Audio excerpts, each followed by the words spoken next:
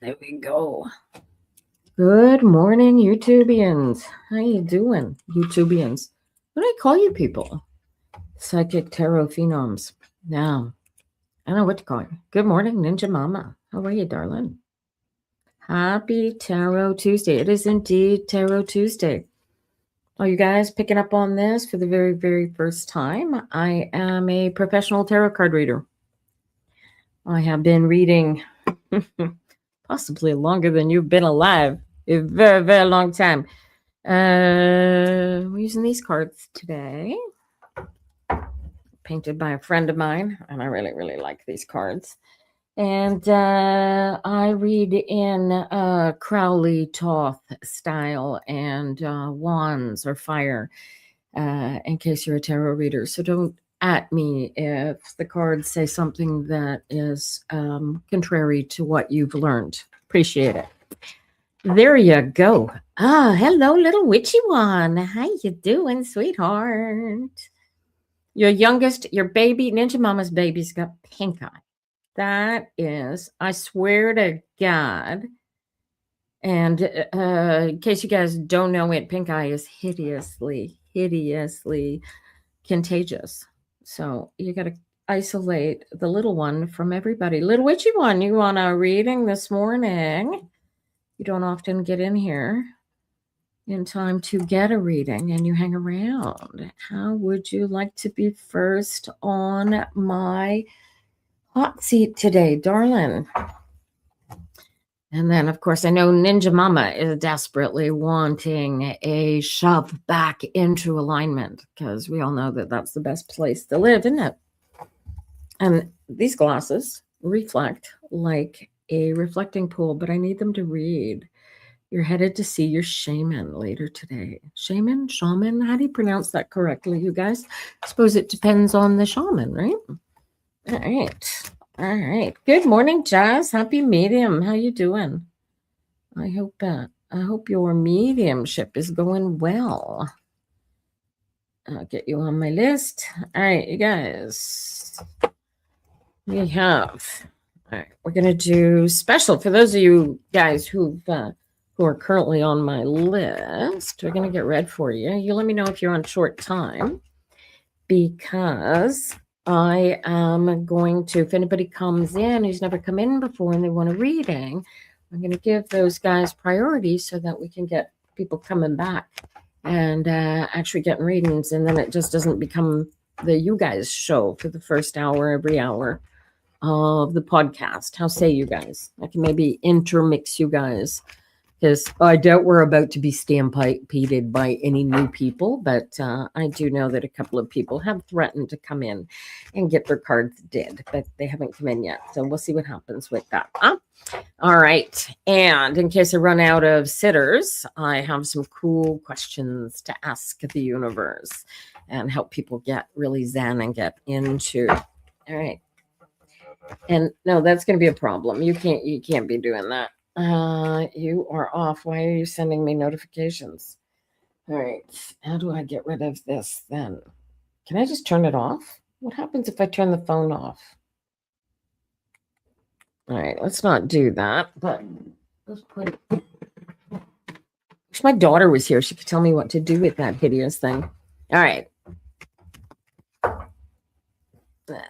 There we go. Who are we reading for first? Little witchy one, darling.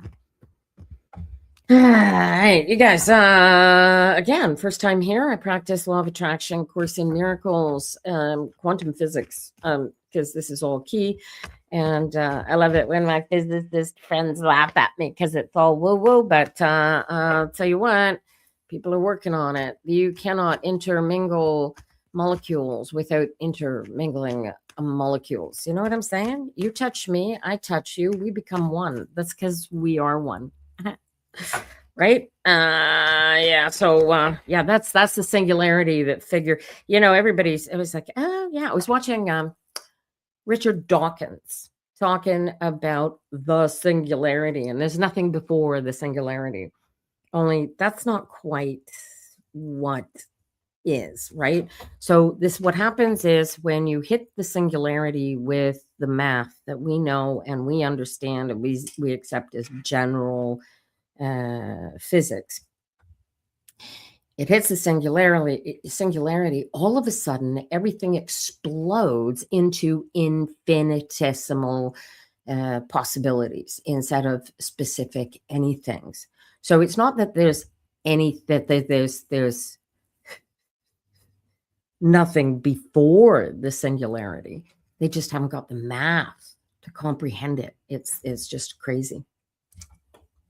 It's all the same. We just need to figure it out. Two true little witchy one, right? And it's all individual, right? We are all splinters of our greater selves living in this meat suit reality, and it is our job to feel our best way through it. And I strictly mean feel our way through it. Because if you keep trying to think your way through this, you are going to do what you have always done, and you are going to continue banging your head against the wall and doing the meat suit ego inception thingy that is and will always be there to keep you from becoming your best self. Crazy thought, eh? I got that from a fella by the name of Eckhart Tolle. You could check him out. He spells his last name Tolle. Very, very interesting man. Never could stand to listen to him talk. He had one of those voices that I couldn't handle. But I like to read his words. And here's the beauty of what I am trying to get you guys to find inside yourselves when I read these cards, right? And those of you who found it know what I'm talking. You loved my nails today. Thank you. These are so much fun. What I want you guys looking for is a feeling of wholeness, a feeling of completion that is you, that's with you all day, every day. If you got to put a name on it, you want to call it God, you want to call it Jesus the Christ, you want to call it Allah, I don't care what you call it. I just want you to become one with it. If you are an atheist, then it's just as easy to become one with yourself, because you are the greatest center of the universe that was ever born. Do you get this? This is quantum physics at its finest. And when I figure out the math, dude, I can't even understand half of the understood physics yet. But if I manage to find this puzzle piece and I can show you the math that takes you from the singularity to why the singularity is what it is mathematically, then people will stop being silly and will become their best selves. You know, I like to say that Donald Trump comes up as a queen in my cards because he is busy creating what he thinks is his best world. You got it? He's lining his pockets like a sumbitch. He is doing everything evil known to man, and he somehow manages to succeed in spite of all of that. Excuse me. It's I don't know why, but karma's gonna get his ass. You know what I'm saying? Karma will get him. And in the meantime, little witchy one. Oh, you got a Queen of Swords jumping out the card, followed by a 10 of Cups, darling. 10 of Cups. So you draw, this is, I don't know what's going on, but I'd say out of the gate, this is your home. This is your family. This is your thing. You draw a line in the sand and you say, dude, I'm the boss here. I'm the mom, and take a spin of the wheel, because until you do something here, you're not getting anywhere. And are you dealing with a teenager that's driving you crazy? This is a stagnant card. This is the coolest, most promising step forward card in the deck. Is super lucky, but it doesn't move. It's standing still. You gotta spin the wheel to get the wheel to spin. Do you get this, little witchy one? Do you know what's going on here in the cards? Do you know what the cards are? This is internal transformation. Oh, it's the husband, not a teenager. Well, tell you, hubby, he's presenting in my cards like a cranky teenager. Knock it off, right? There's this transformation to be had here by putting your foot down and saying, dude, this enough of this, my way or the highway. This is just absolutely, and take a chance on it. right? You cannot go after what you want unless you tell the world, yeah, I'm willing to go. If you want to be happy, you want to be joyous with this man in this family, look at this, look at this, right? You can only work on you. This is true. This is true. But the other, the Course in Miracles would suggest you to take a look at yourself and ask yourself, why are you creating what you see as a fault in him? Right? This is is right. Sometimes the faults are we create the faults in the other because it's something that we don't want in ourselves or something that we have eliminated in ourselves. Do you catch that? And you have no control over how he's going to be or how he's going to do on any given time. And honestly, coming from the standpoint of an actually autistic person, the greater difficulty for me is I cannot want to do certain behaviors till I'm blue in the face, but until I succeed in controlling that unwanted behavior, I have no hope in hell of controlling it. And uh, uh, uh, some things are uncontrollable in an interesting sense. He's not being heard. He is physically. Oh, that's the pop out button. Oh, I see. He is physically deaf. I see. How do I turn that back off? Oh, I see. Okay. He is physically deaf. Right. Okay. So but I'm reading for you, not for him, right? So the change comes. This is what you want. This is the happy family, the happy joy, and there's an essence to the feeling of being on the outside of it, looking in, because it's not quite how you want it to be. Do you catch this? Is this what I'm seeing, right? And is there anything that you can do? You keep hoping, you keep wanting, you keep desiring change, and it's not coming. It's not there. And this line is there. Right? And so in order to be heard, this is you create the right. This is the question I want you to ask yourself internally, Lil, which you want. So I'll give you an example of the energy behind what this is, because you take a chance on this and you may find yourself very successful. So part of the law of attraction, the Course in Miracles, the quantum physics of living the perfect life, my happy dog philosophy, as I may say.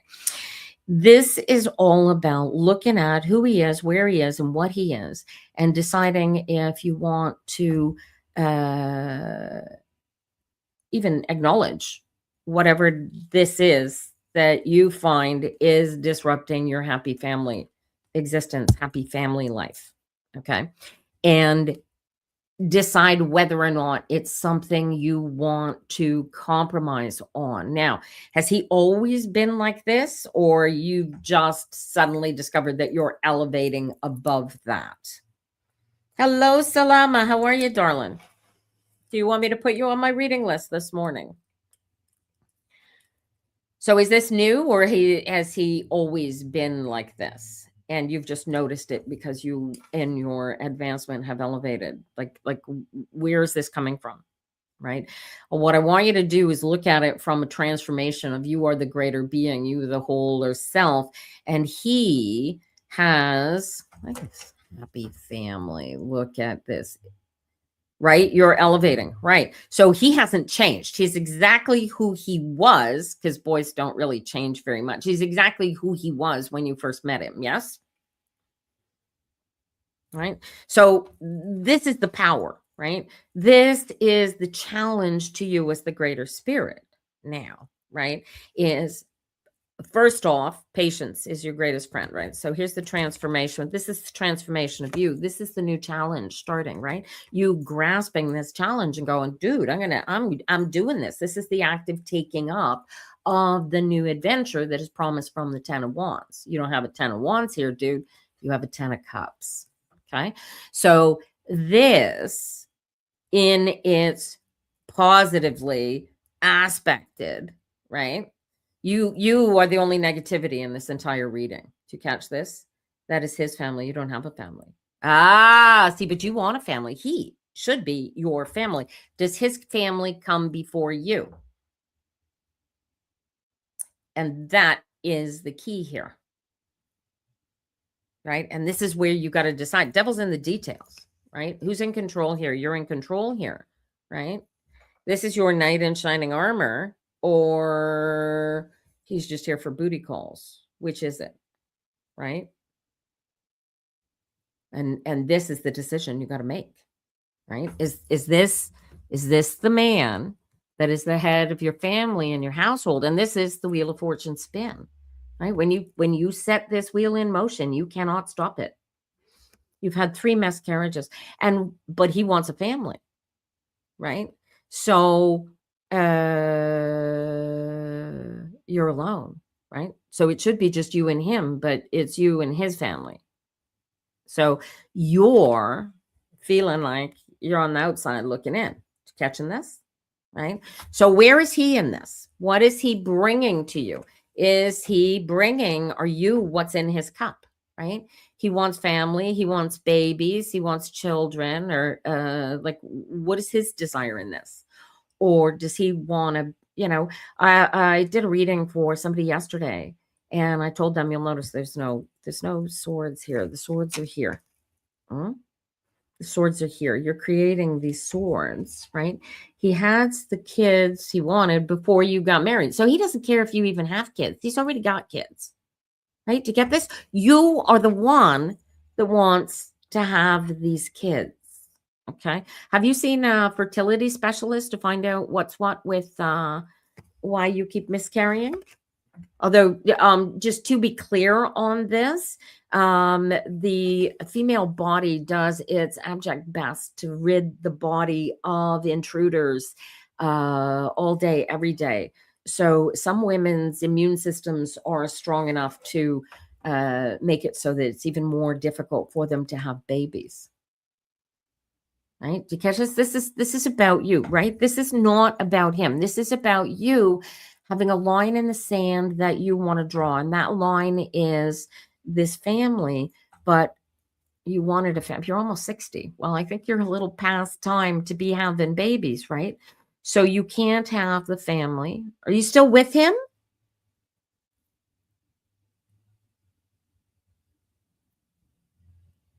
So here's the great difficulty. I hope the shaman works. Have the shaman work with this on you. The woulda, shoulda, coulda. So this is a not drawing the line in the sand. Are you still with him? Do. Are you still with this guy? This is key, honey. You are still with him for now. All right. Okay. So you are 6. This is even better. So you are tired of feeling like you're going it alone, is what it is. So what's ha. So these are you. These aren't hubby. Hubby's not bringing this. There's their mini cues. I'm about to leave. Go do your shopping, Salama. So you got 2.5 hours to go do your shopping. Don't come in right at 12 o'clock. I won't be reading at 12 o'clock. I'll be leaving at 12 o'clock, no matter what. I got a meeting this afternoon that I got to prep for. Little witchy one, darling. This is key. This is key, right?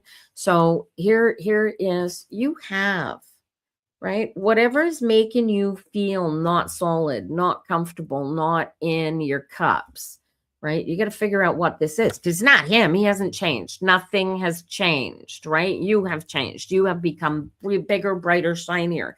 Now, question is, do you think that you will find your joy, what you want in your cup, better with him or without him? This is a decision, right? And can you not have all of it without changing anything, right? This is where you're going. where you going. If you split up with him, where you going and what you gonna do. And this is what you got to decide before you go deciding that you're going to tear it apart, right? You need to have a plan here that you either change yourself or you change your situation, but you need this plan, right? Do you really think it's is better without him? Think about the comforts that you have. Think about what you need. Think about how you can get him on board for what it is, what you need to go where you were going, or stay married with him and you can carry on going where you're going. Do you know what I mean? Like, I'm going anyway. You coming with me? He may be on board for all of the challenges and everything else that you want. And you could be, literally, these cards are crazy. You could be just creating a battle for no particular good reason, then, because either way, you're going to win. This is about you. Either way, you're going to win. So you got to decide, right? Whatever the spilled milk is that you're carrying with you, you got to wipe it up and stop letting it control your everyday thinking, right? Right? You don't, but you're not alone, right? You feel like you're alone, but you're not alone. But here's the beauty of it, right? Is that you wouldn't be, how long you guys been together? Holy crow. This is like, you've been through so much together, and there is a possibility of both creation of solidity and joy, but you got to do something to help recreate it, right? You had something once at one point. You want to fight for this? Fight for this. Whoops. Fight for this, right? Go after this like you deserve it. These are your golden years, right, sweetheart? Right? These are the years where you should be owning your existence and going through it happy as a pig in shit, because everything that you can make work your way works your way. Everything that you can't work your way, you're either in the process of making work your way or making compromises so that it doesn't aggravate the hell out of you, right? These are your golden years. Like, what do you want to fight for? Choose your battles. You could do your battles together, or you could do your battles alone, right? And this is the decision you get to make, right?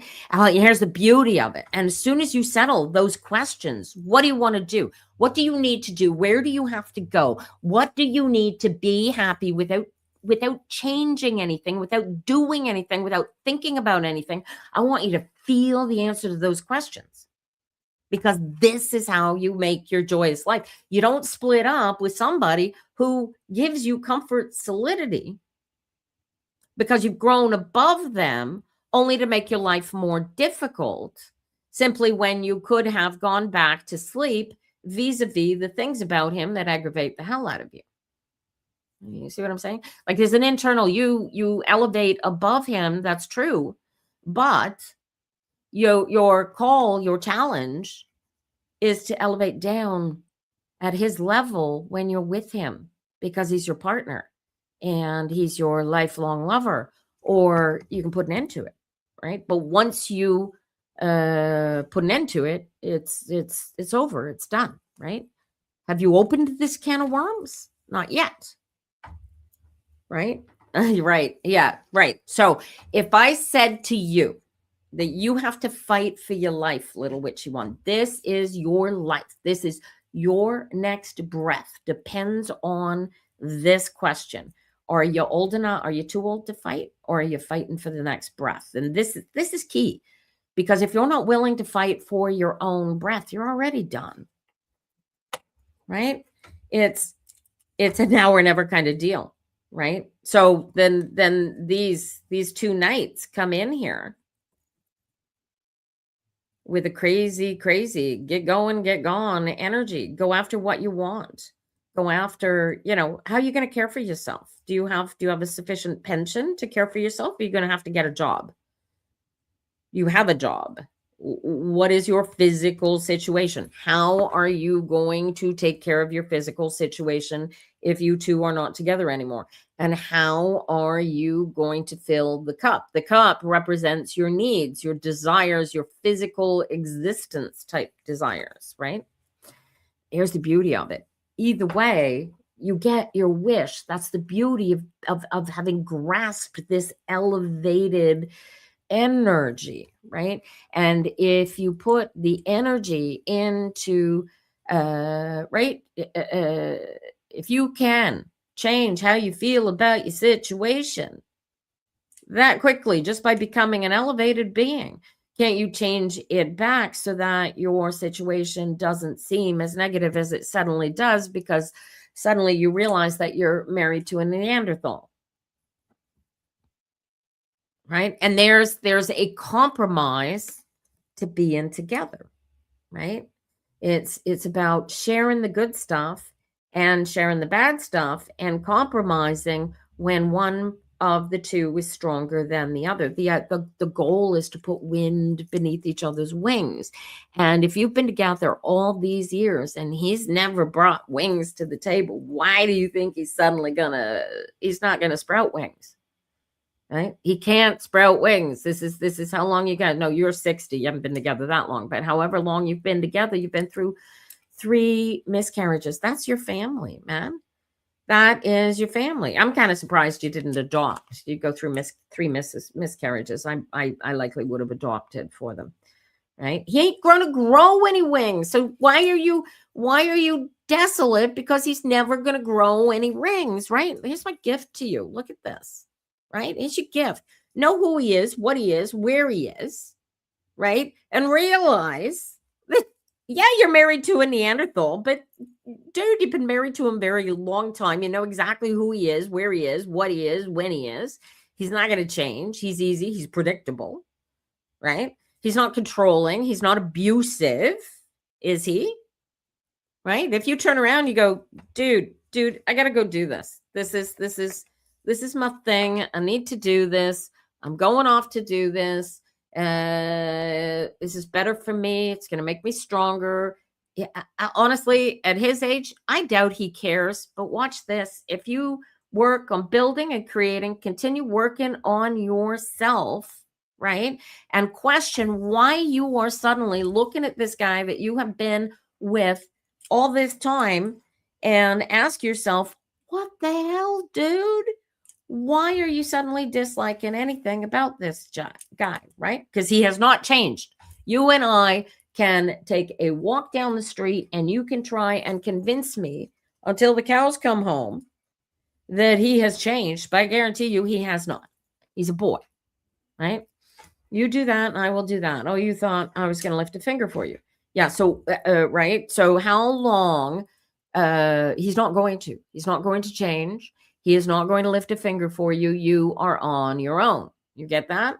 And there's a comfort to that. Once you are the cats in a box. I don't, it's, you got to clean. Oh, the cat mats. You got to, I'm suddenly going to compare your life to cleaning the litter box. Okay. You are living with a cat. Right? She's living. Am I right, Ninja? Do you have cats in the house, little witchy one? Do you have cats in the house? But this is it. This is your work, your task. The next 2 weeks, man. Try and see him with the eyes of love that you married him for. Give him back his grace. And if you still can't live, it's his cat, and you got to clean up after his freaking cat. Is that it? Is that what it is? You got to clean up after his freaking cat. Get rid of the cat. You can be sneaky. Look at that. There's another choice right there. 9 of Cups goes into 3 of Cups. And then the Ace of Cups. Tell him his cat ran away. Don't do a thing. Well, here's the problem with that goddamn cat. How come you have to live with you, dude? With the cat would it would be no cat. It is freaking evil, dude. The cat would be sneakily finding a way out the back door, unable to find its way home ever again. You know what I'm saying? I'm not encouraging. But do you catch what I'm saying? Like, this is not new. Nothing has changed. You have changed. You have become a higher spiritual being. You feel more deeply. You are enjoying your drop it in the woods We are not helpful. There's an organization for $150. You bring them a cat. It's called an Animatch. You bring it to them. You give them the $150. They spay the cat. And they find it a worthy home. It won't leave. And the cat came back the very next day. The cat came back. He thought, do you catch what I'm saying here, though? Little witchy one. Oh my God, look at this.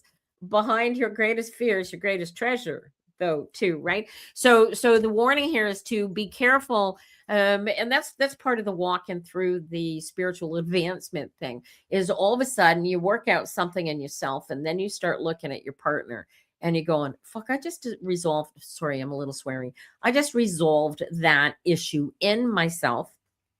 And now suddenly I'm looking at you and you're what I just resolved. What I just resolved out of myself, and you're it. You got to go. Right? Did you catch what I'm saying? Like, there is such a powerful element to our creation that you are creating who he is and how he is and what he is and when he is, and deciding how to see that negativity, which gives him way more power and way more control than he deserves, because you guys are supposed to be partners, but he's never been a partner. So expecting him to suddenly sprout wings is kind of magically on you. To catch where I'm going with this?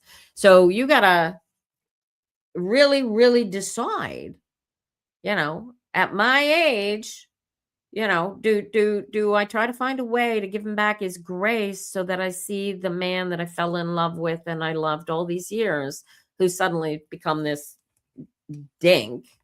And this cat from, how long has this cat from freaking hell been in here? Right? It's like, how much do I have to take?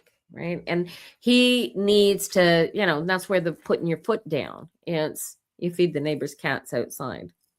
Well, if you feed the neighbor's cats, then his cat's going to get fed too. You know what I mean? Little bit of compromise here, darling. And here's the fun part. If you take 2 weeks, go through this religious exercise with yourself. I said religious, like it just pissed off all the physics guys. I want you to really feel your way through this and really feel, is it going to be better for me if I just 86 this guy? Because, and not 86 in the way that Trump's mafia means it either. I don't know where he got that. That's cool. Like, here's the fun part. In choosing how you're going to knit, right? This is the fun part, right? This is the Queen of Pentacles. What was that first queen back there? Where'd she go? In choosing how you're going to knit, right? You're knitting. You need to decide how you're going to knit, right? So you were crocheting all these years. Suddenly you've learned how to do, I don't know, Alsatian crochet, and you want to do it, except now he's not used to you doing that way. So he's disrupted because you're suddenly doing something different. And he's like, what are you doing? Well, I'm doing this Afghan. Do you get it? Do you get this? This is you. This is you creating this disruption. Okay. So you need to go inside and figure out, how the hell do I stop feeling like I'm on the outside looking in? Because you're the one creating that feeling. Did you feel like this? Have you always felt like this? And now you've just gotten emotionally elevated enough that you can do something about it? Because again, here's your king. Short of him being abusive and dangerous to you, right? If he's just like, I mean, if he ignores you, if that's the abuse that you get out of him, is that he ignores you, then, do what you want. What do you care? He's not mean. He's not angry. You get something from this guy. Surely he's a king of swords, right? And once you decide whether or not this is still sufficient to be your life partner, right?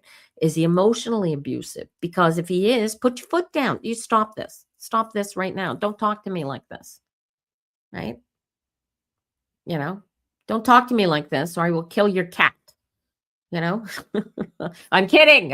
Don't but there's your power and your submission, right? And there is no call for you to be subjected to submission that you are not satisfactorily comfortable compromising into. Do you get this?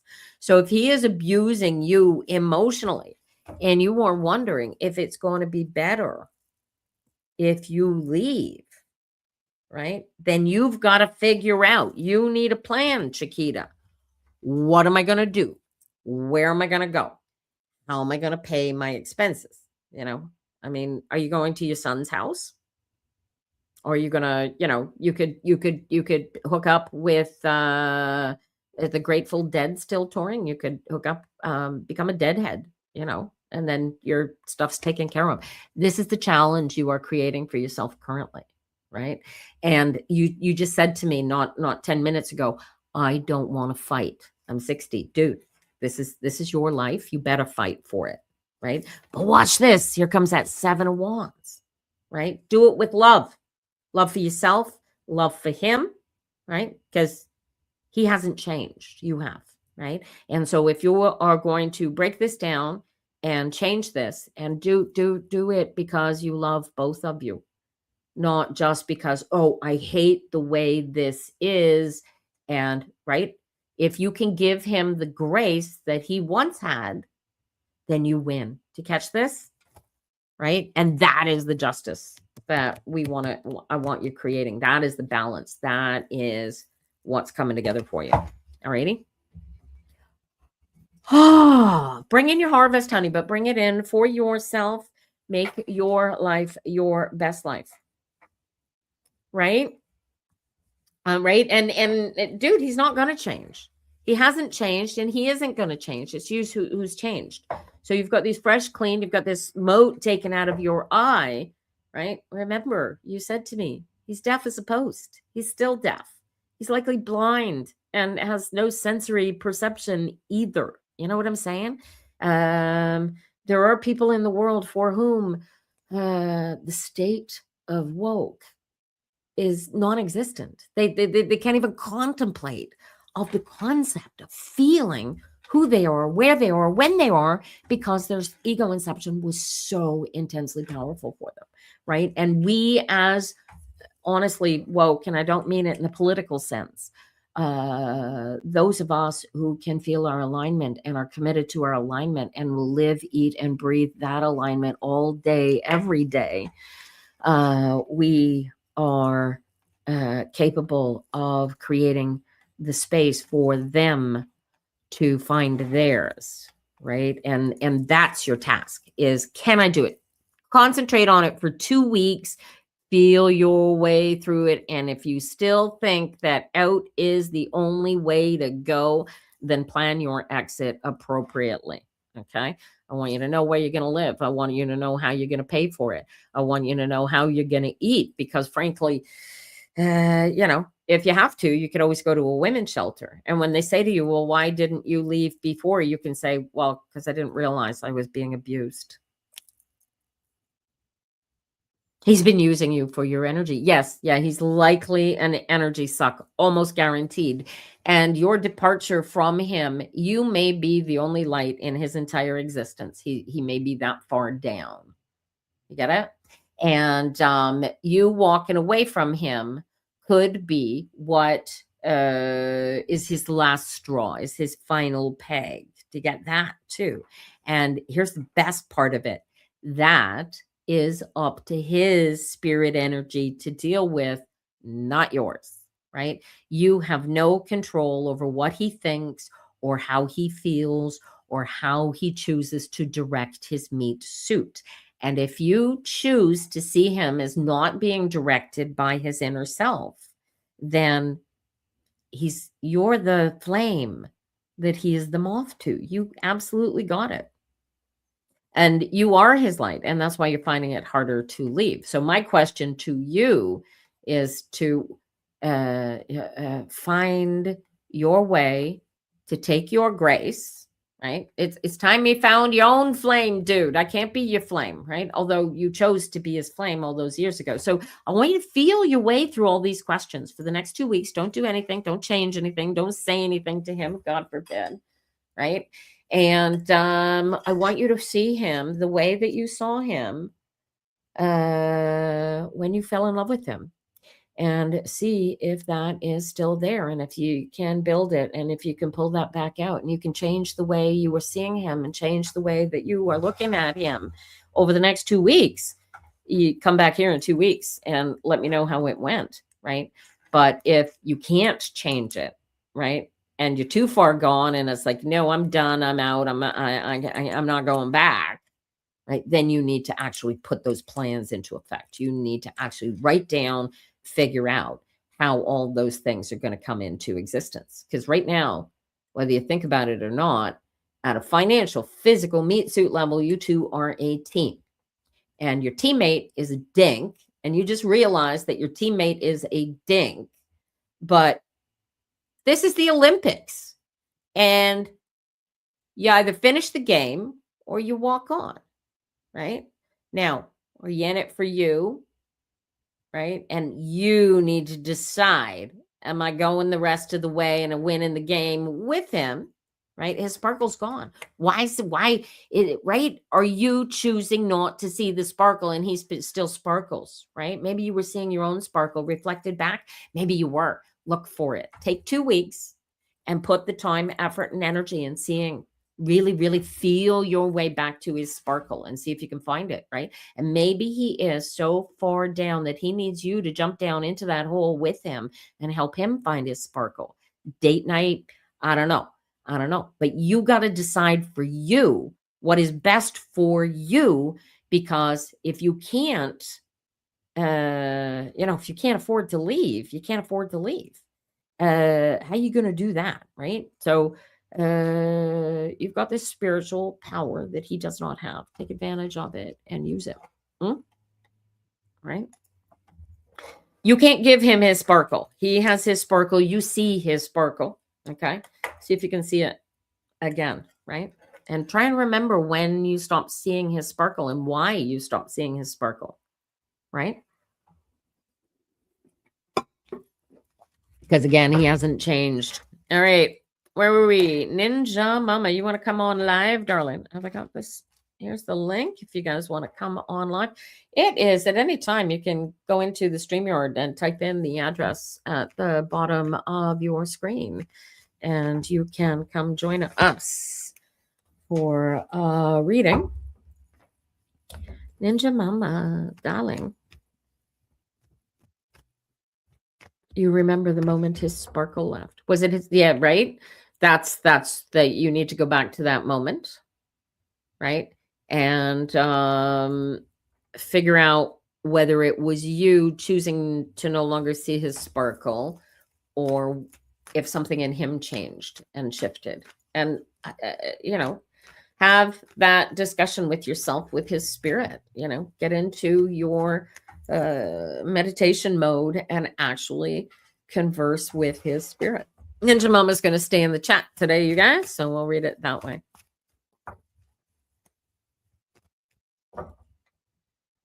He lost his sparkle the moment you told him you were pregnant? Well, that's interesting.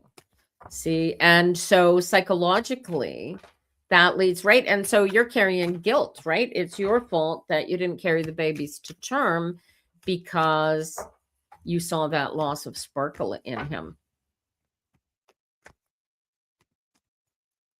Right? You got to feel your way through that one. And dude, don't be afraid to,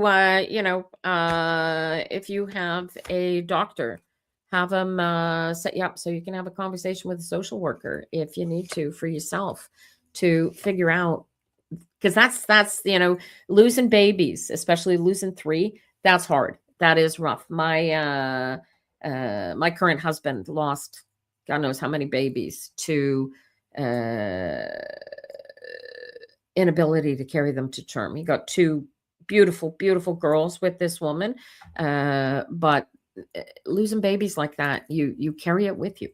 They don't die. They're still there. They're still, you felt them, you touched them. They are part of you.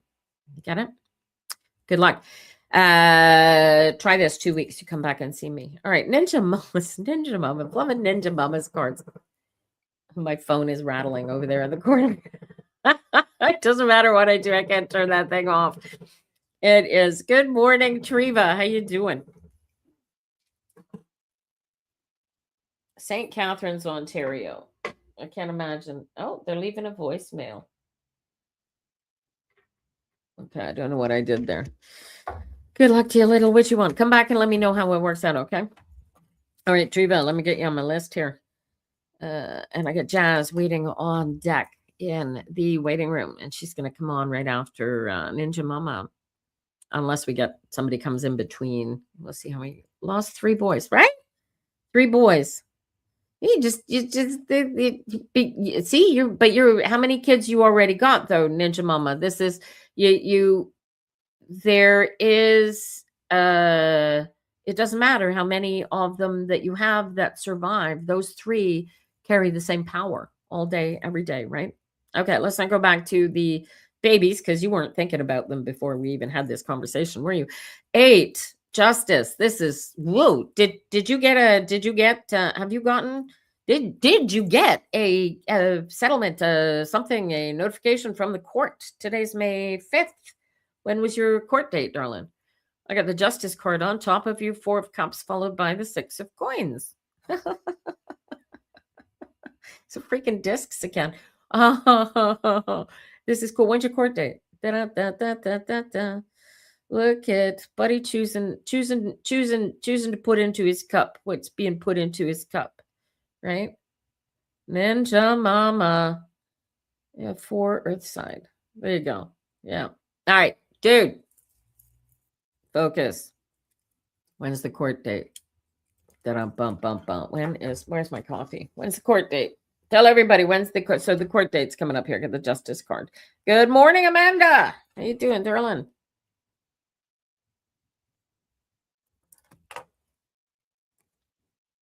You've not got anything yet. Dude, he's made a decision, Metinks. The court date is next week.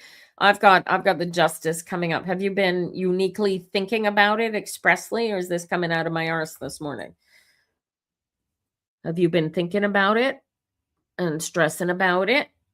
And that's why the card's coming up, or 24th. That's 2 weeks. That's like Jesus, 24th. That's almost 3 weeks.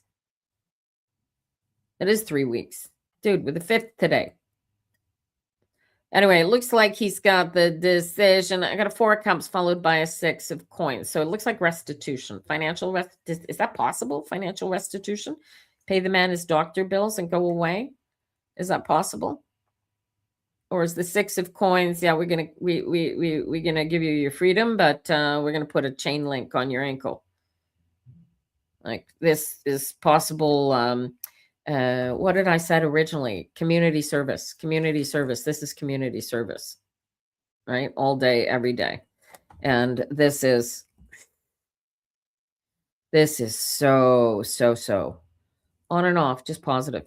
Okay, well, here's the good news. So, right, like I want you to focus on this still looks like community service. We're right back here. But again, they're circles. They're all coming full circle. So it's finally coming, one hopes eventually. The court is going to reflect what they want to reflect on society. You've got a first offense. This is too easy. This is like relax and go with the flow. Worst, right? Like this is the court's going to have mercy on you. He's got 4 kids at home, and this is the justice is going to be done somehow. But these are positive cards. They're not slap. This is not a slap on the wrist in any sense. I got a feeling that this will be on paper eternally. There's I don't see any air in here erasing it. This is an 8. So this is the equivalent of forward movement, right? So that comes out followed by a 4 and a 6, right? So it's going to feel like half justice, right? But forward movement, which says to me that the judge is going to say, yeah, okay, here you go, but you're going back to work, or you got to go to work, or right? But is he on disability? Why am I thinking he's on disability?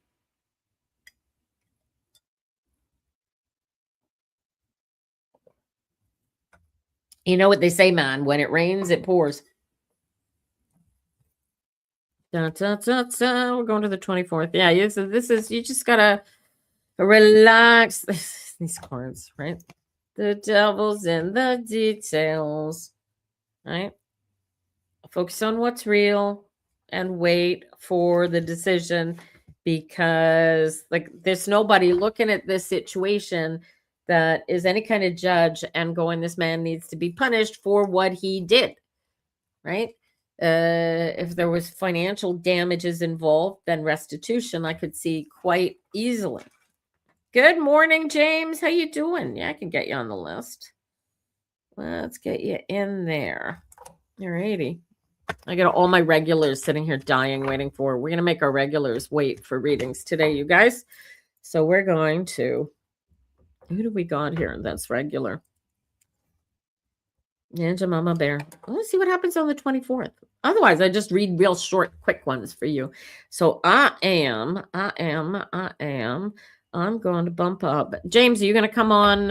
You're going to come on live and let me read for you on air? Bum, bum, bum, bum, bum.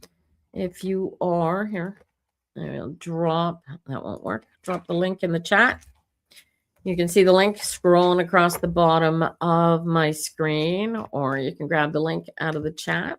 All right. Oh, all right. So Salama. All right. I'm going to do Salama next because she almost never comes in. I see you, Jazz. I see you.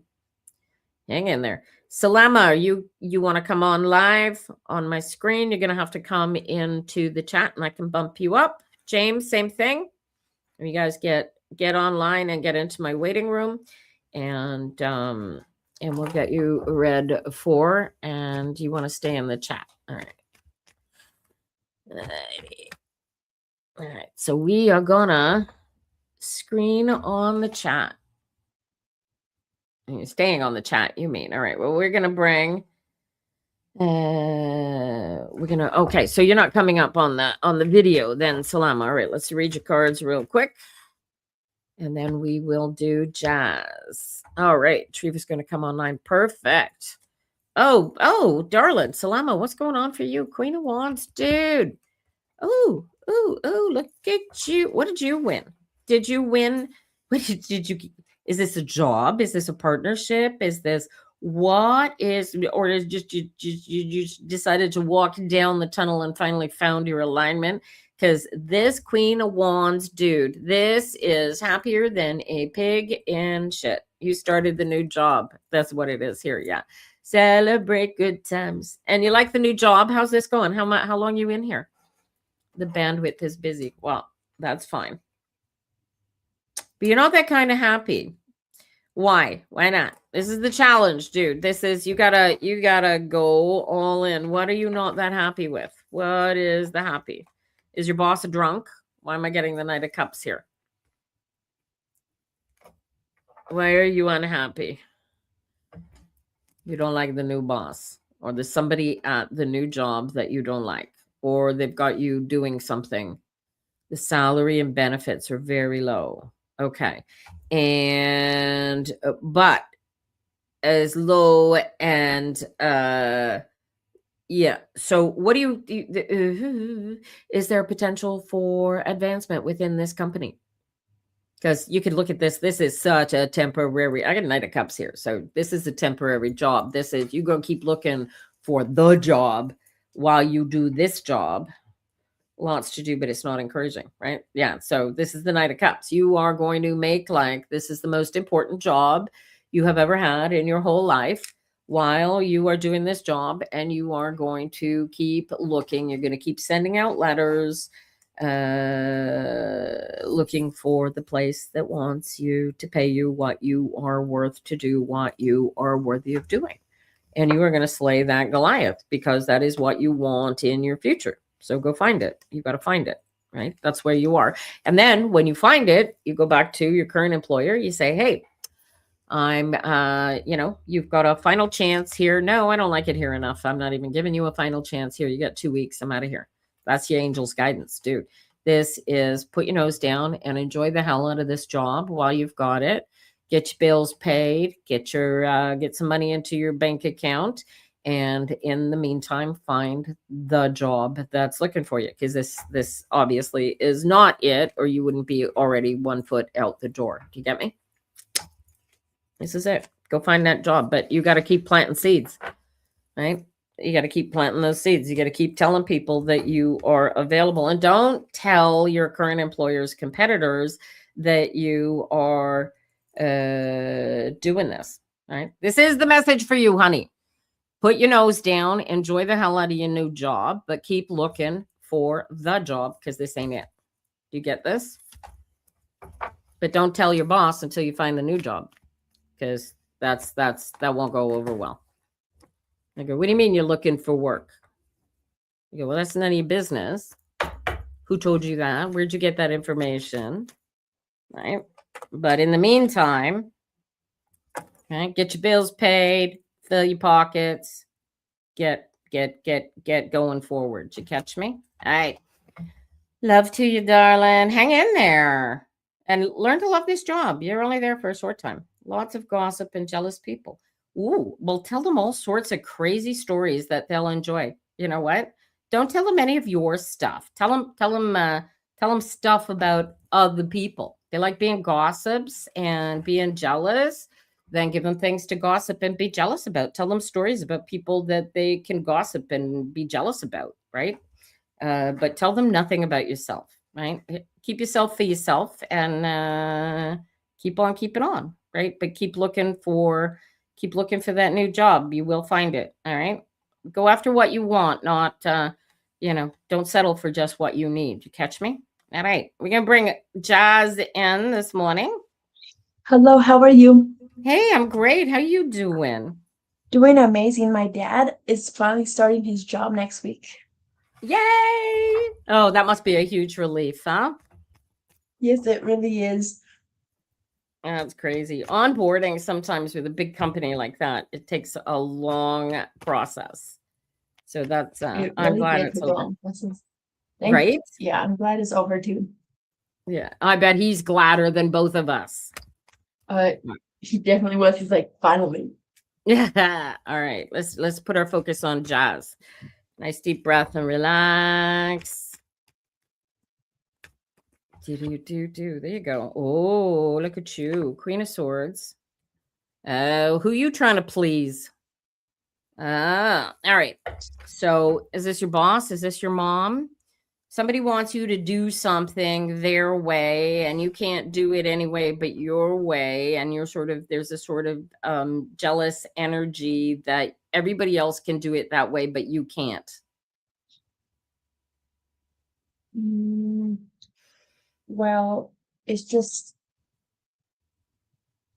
my coworkers, so, since I work at that store, they want me to put the racks in different ways, and they keep coming at me, telling me, you need to put the racks this way. And I feel like saying, you guys are just like switching over the racks and then telling me. And then one of my coworkers came to tell me, like, I told her straight up, like, I have learning challenges. I learn differently. And then she came to me last week saying, I don't think you have a disability.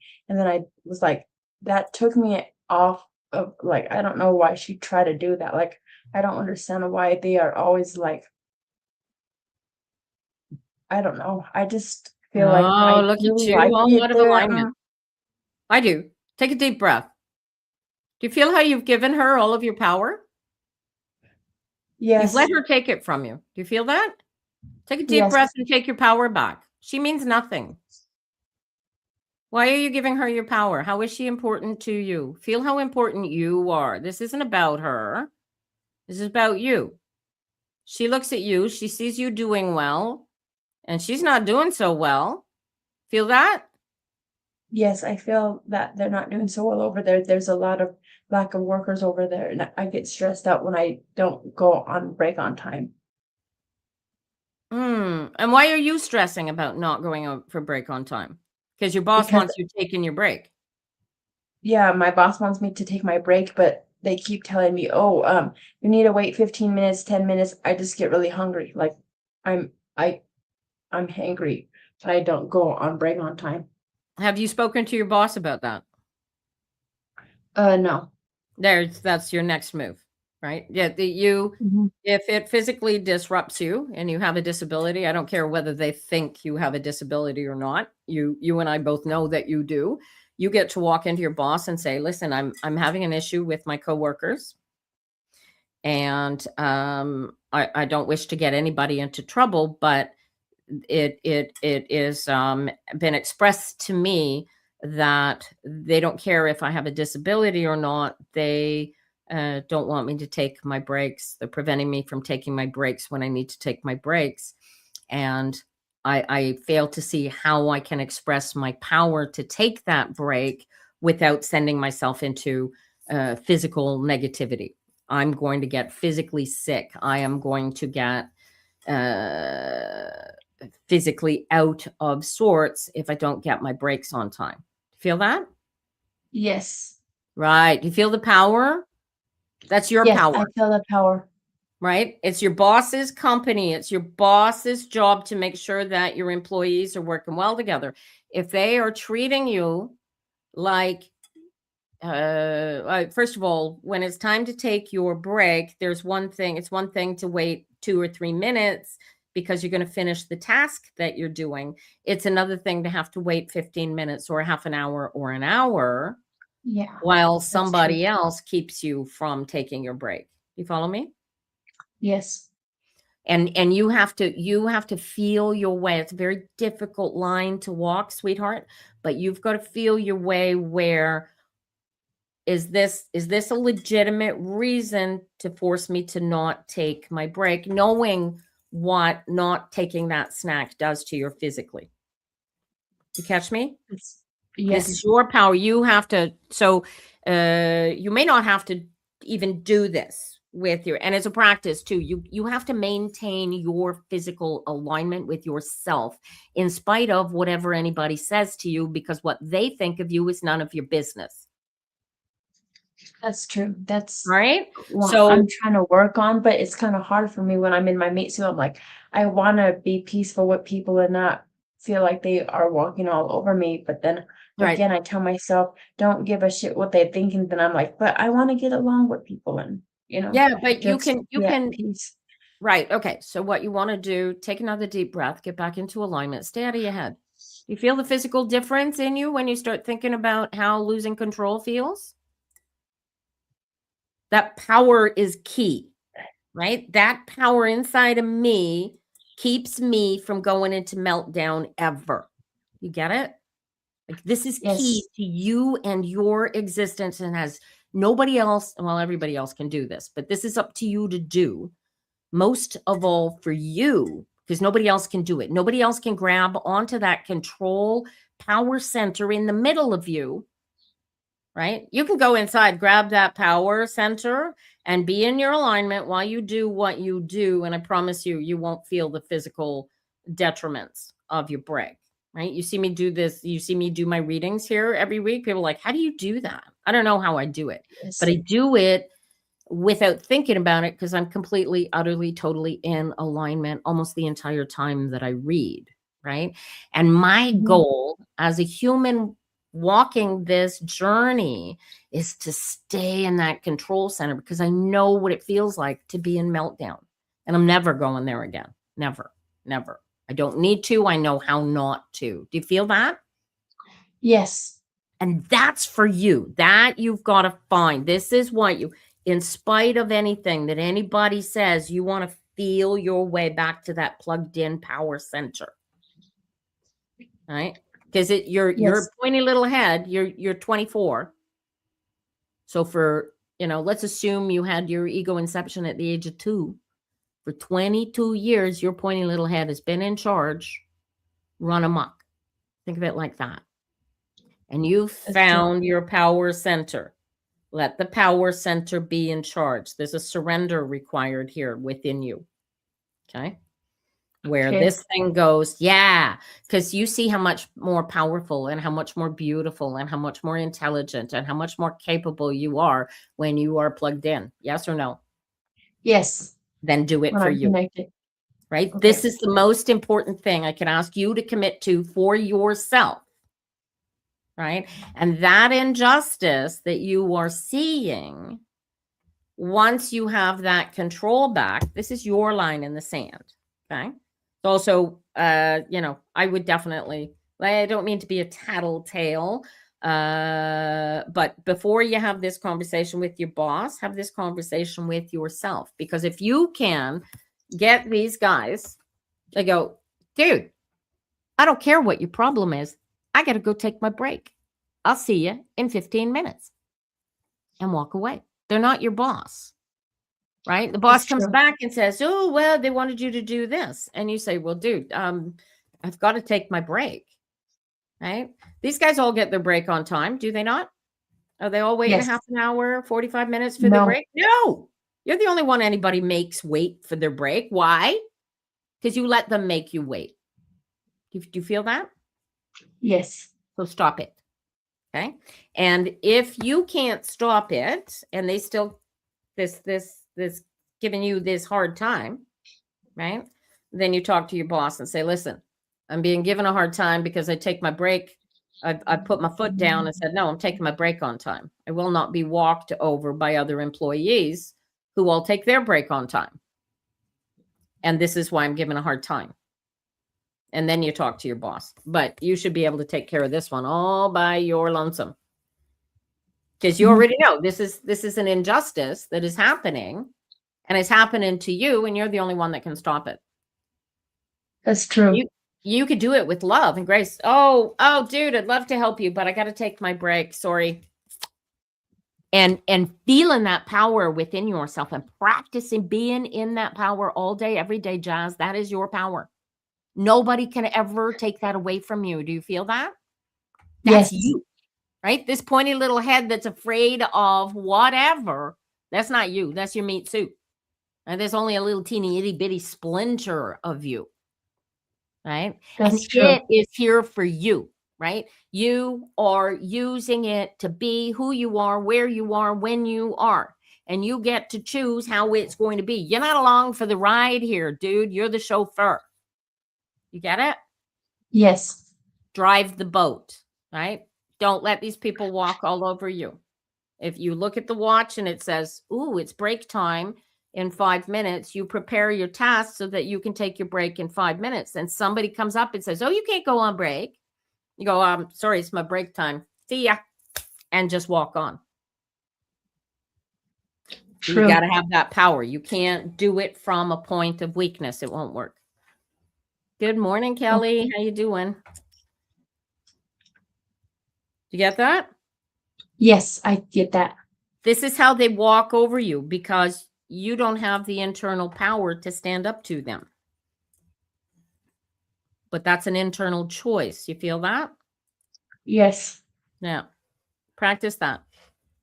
One exercise one of my alignment teachers teaches is to practice staying in alignment with somebody that you have an easy time staying in alignment, whether like a best friend or a partner or a mother or somebody, and say, okay, I want you to practice helping me stay in alignment so that whatever you say to me, I can stay calm and cool as a cucumber and it'll never knock me off my beam.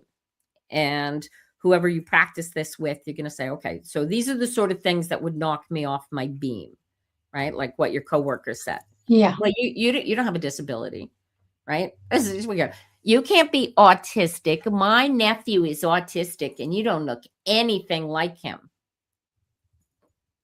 Okay. I don't look like I've got Ehlers-Danlos either. I know a person who's got Ehlers-Danlos. Man, she lives in a wheelchair because if she so much as breathes wrong, she dislocates something. Right? Yes. It's a spectrum for good reason. Own who you are inside of this spectrum because nobody else can own it for you. Right? That's And true.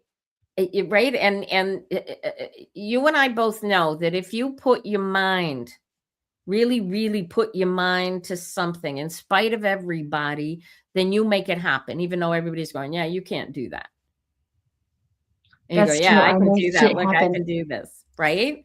Own that. This is your go around, right? The more power you are able to have. If you need help, you've heard me say this 1,000 times to Treva because she's dealing with different issues. But if you need help with your issues, get the help that you need to deal with the issues.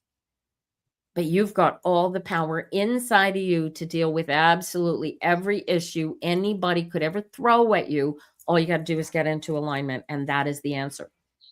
Get into alignment. Get into alignment. You feel the difference then from when you started this morning, huh? Yes. Yeah. So I want you got a smartphone, you got a smartwatch, something that keeps you have like a 1 hour long timer on.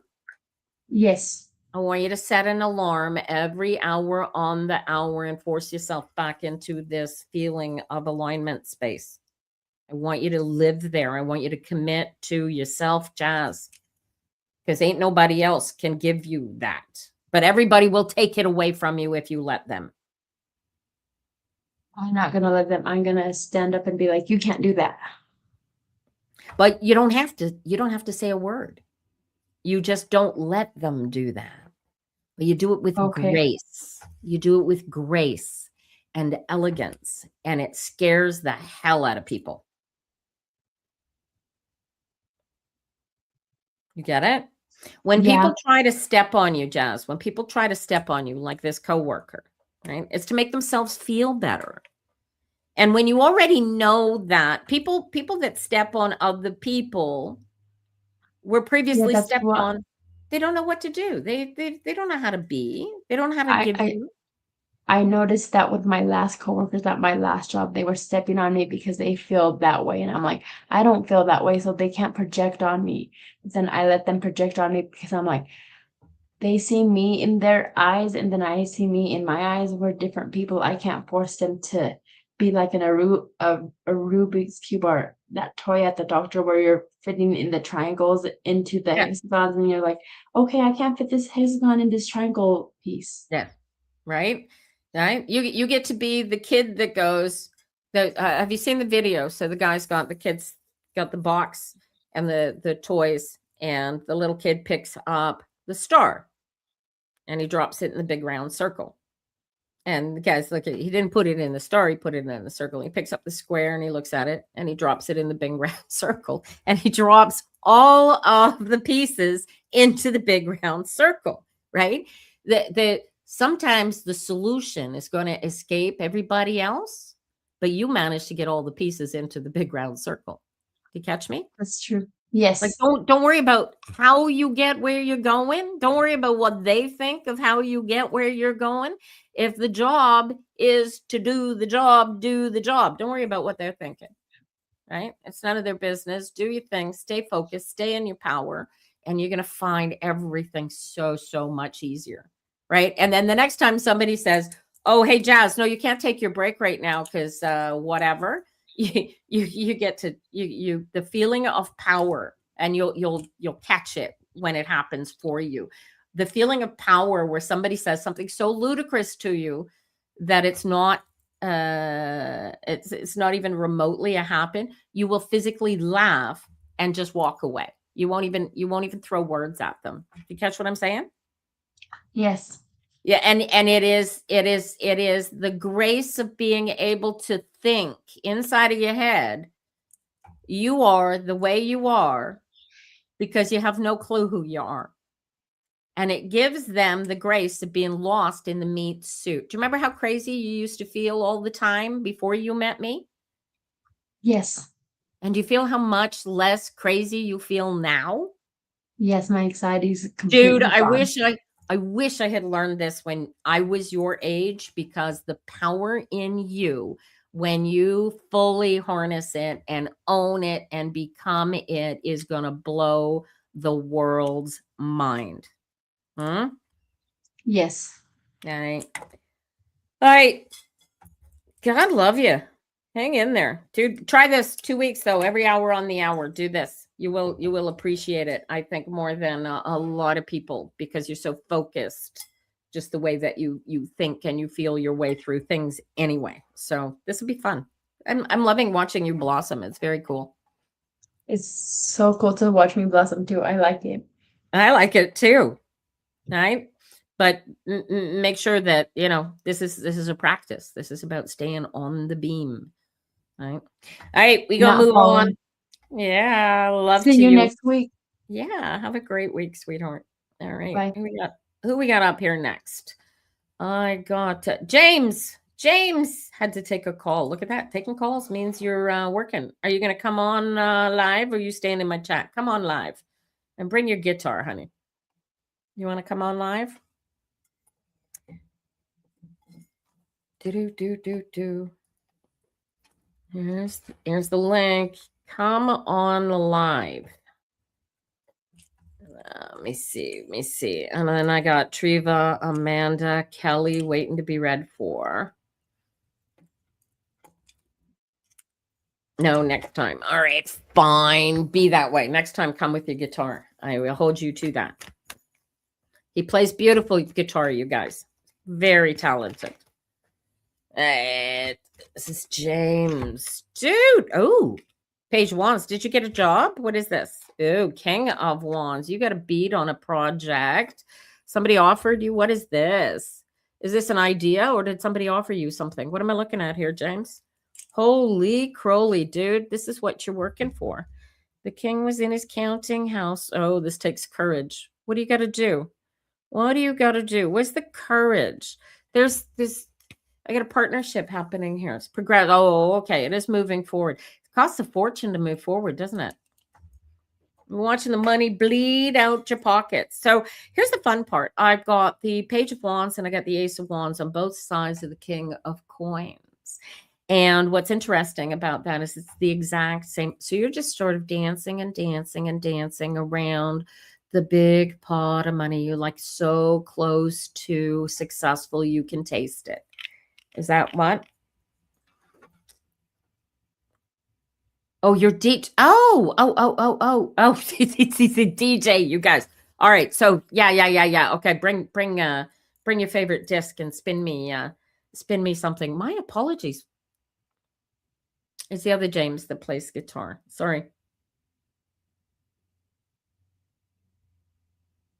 But here's this. This is you spinning and spinning and spinning and spinning, right? And you just got it. This is you want this. This is work. You've got to build the pile of coin to count it, right? And it's the same energy. And you've got to choose to do and to be the existence of that successful right? And just keep doing it. And the more you do it, this is the beauty of, are you enjoying yourself, James? This is key. This is the absolute key. Are you enjoying dancing around the success of being this great DJ? And that's key, right? Because you could do it for the money, or you could do it for the music. You could do it for the plan, the music. And you really gotta, and here's what it is. You're doing the doing, and you want to be doing the doing, and you know why you're doing the doing. Now it's just focus. You just got to keep doing the doing. Do you feel how this is going? You feel it, right? And the more you feel your way through it, the better it's going to work. Right. And it's not about necessarily turning into, I don't know if you're going to end up running, the financial equivalent of the Eras Tour ever, but if your bills are getting paid and your food's getting fed and you're enjoying the hell out of your life, then this is what it's all about. Do you get it? And you're doing the doing, right? But so here, how are you doing weddings? How are you setting up for doing, is this a woman in your life, or is this a partner? Is this a team? Is this perhaps an agent, right? This is, weddings, right? So you want to be doing weddings. This is where the big money is, possibly. Is this where the big money is in being a DJ? I would think being a regular at a couple of bars a couple of nights a week would be where the money is until, I mean, I don't even know but where's the big money? It's doing parties at the White House or something. Hmm? Look into that. This feels like this is a partnership, a wedding partnership, maybe becoming the house DJ for hotels or something kind of energy. But this is all about coming together and letting it come together and letting the water run under the bridge because you're one with whoever this partner is. Right. And it's followed by the sun card. This is happy. Ooh, look at that. And then it's followed by the lovers card. Right. So this is look, another 6. Look at this. Right. This is all about just keep this is I would love to say this is such go with the flow energy. Enjoy the hell out of this. Have a good time.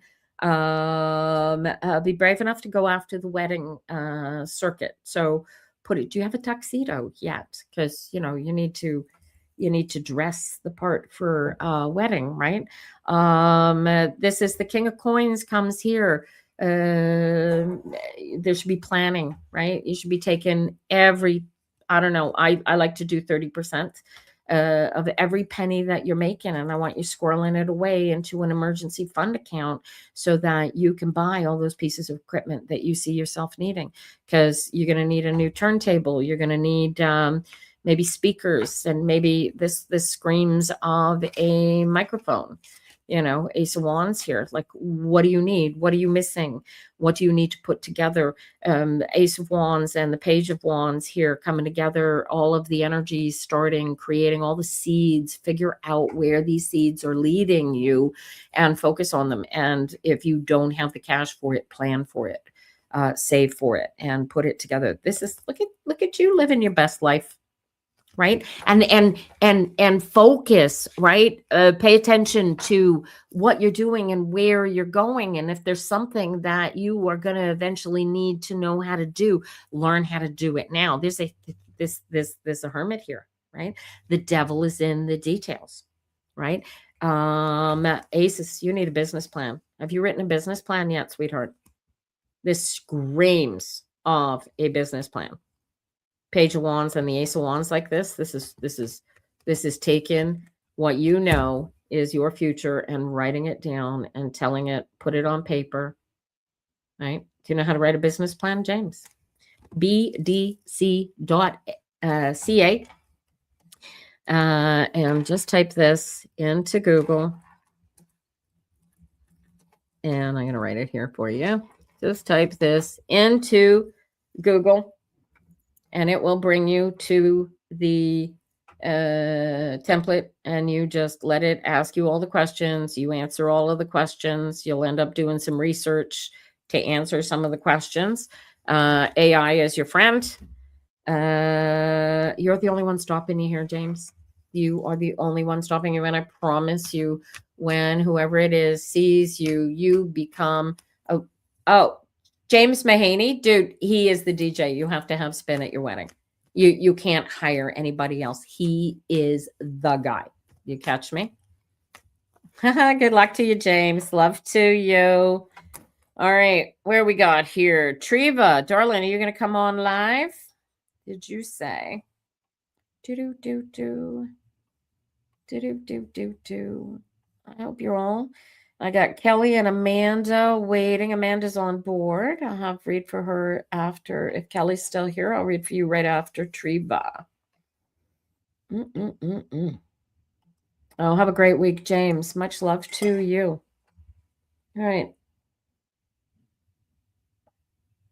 You're going to come on live. Well, here, let me give you a link right here, right now. Come on, girl. And then I'll read for Amanda. If Kelly doesn't show up by then.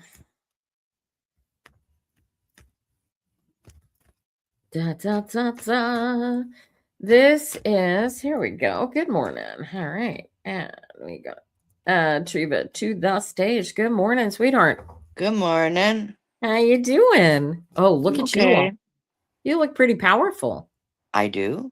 Yeah. Oh, Do you feel it? no. Well, I don't know if I do or not. I've had a rough little go, Yeah. but a necessary rough go. Yeah. So, You're like, not falling apart. You're solid. I because I'm getting it out. Like, okay, so Jacob says to me the other night, he could tell, and he's like, "Mom, let it out." And I just busted, and I finally said, Jacob, I was taught to not involve my children. And it's really hard sorry, That's all right. Lainey thinks she's the boss. it's really hard to talk to your children about things that they never should have known in the first place, right?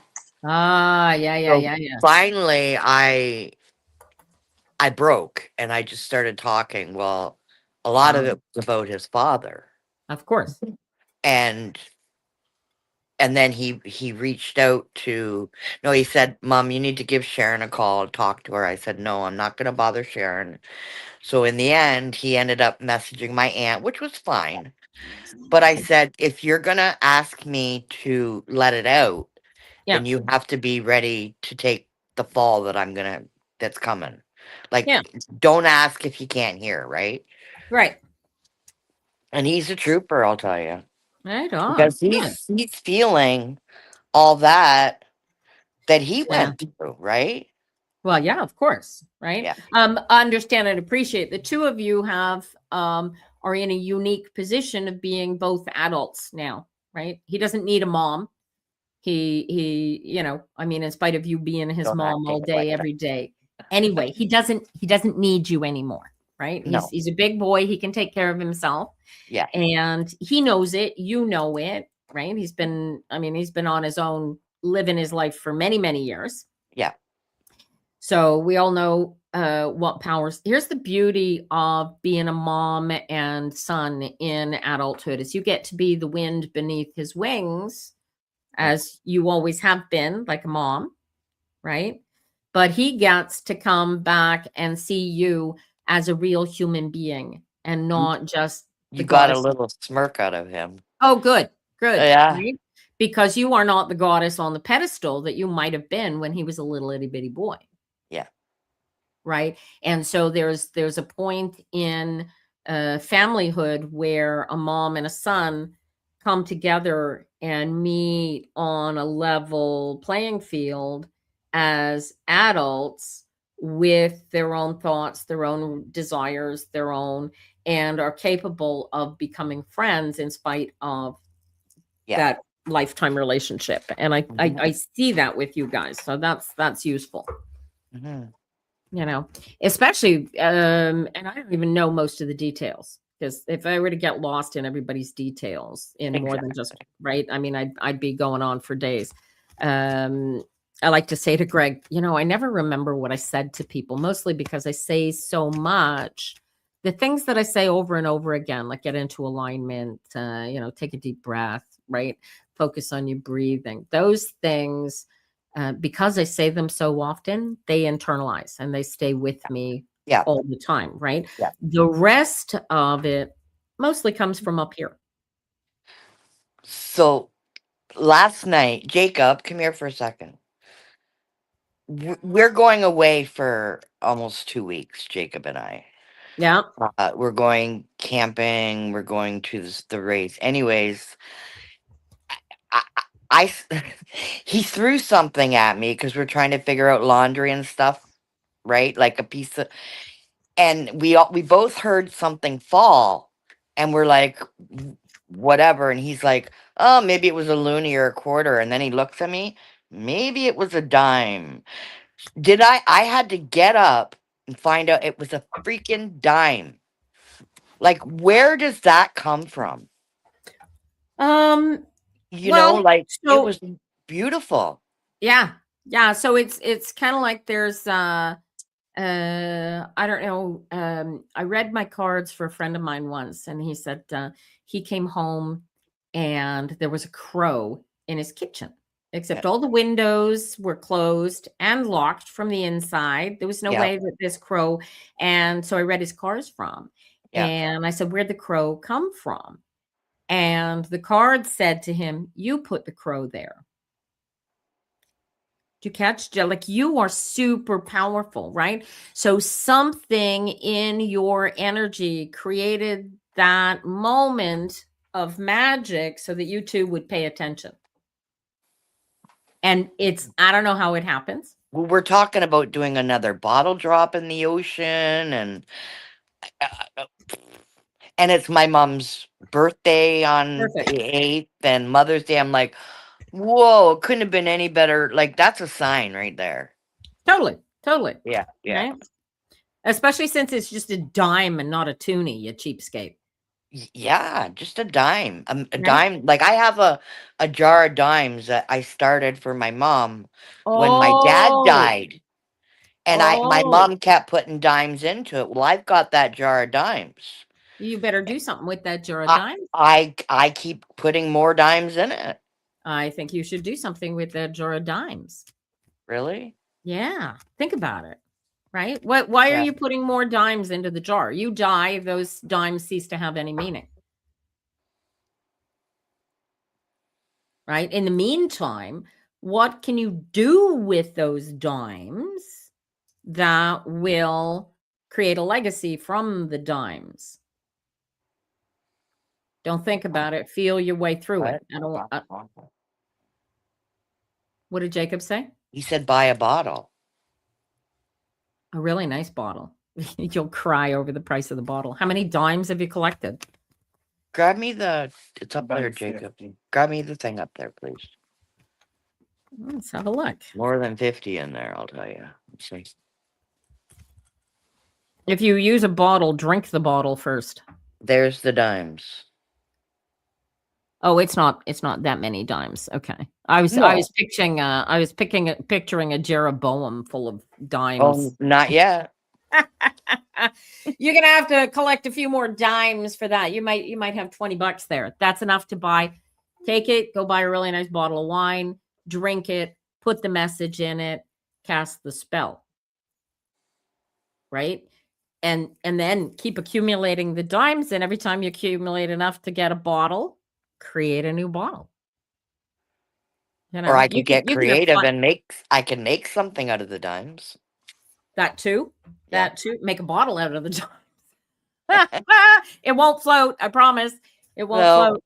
Right. no. But there's I'm getting, so the cards come out. I get the Knight of Cups, which is like, go buy a bottle and get drunk kind of energy, right? There's a forward movement here that is offered to you from the joy, from the magic that you felt of this dime falling, which is like, so hey, pay attention to the dimes, lady. Right? Like, why else was it a dime? Like, when was the last time you even actually saw a dime and went, oh, look, a dime? Right? Other than to throw it into that jar, right? So dimes have meaning. The universe likes to throw sparklies. I call them sparklies. That I would call this a major sparkly. Yeah. Why dimes? So we look at dimes. You have this jar of dimes that you started throwing dimes into, right? There may be $10, $15 there. Yeah. If that much, Yeah. right? But that's enough to buy a bottle of wine. Yeah. Right. So, and then it's followed. So that's the Knight of Cups. Right. And neither you nor Jacob are much of drinkers, are you? Neither one of us. Right. So the trick would be to maybe buy a bottle of something that you'll both enjoy drinking. You catch it? And then, so it doesn't have to be alcohol. It could be, it could be coconut water or pineapple juice or whatever. The point is to make the dimes sparkle. And so then I get you, which is the deuce, the high priestess, right? And this is you in your full power creating what you want to create with these dimes, right? Because we're back on the dimes. And then here you are creating a legacy. That's it. Right?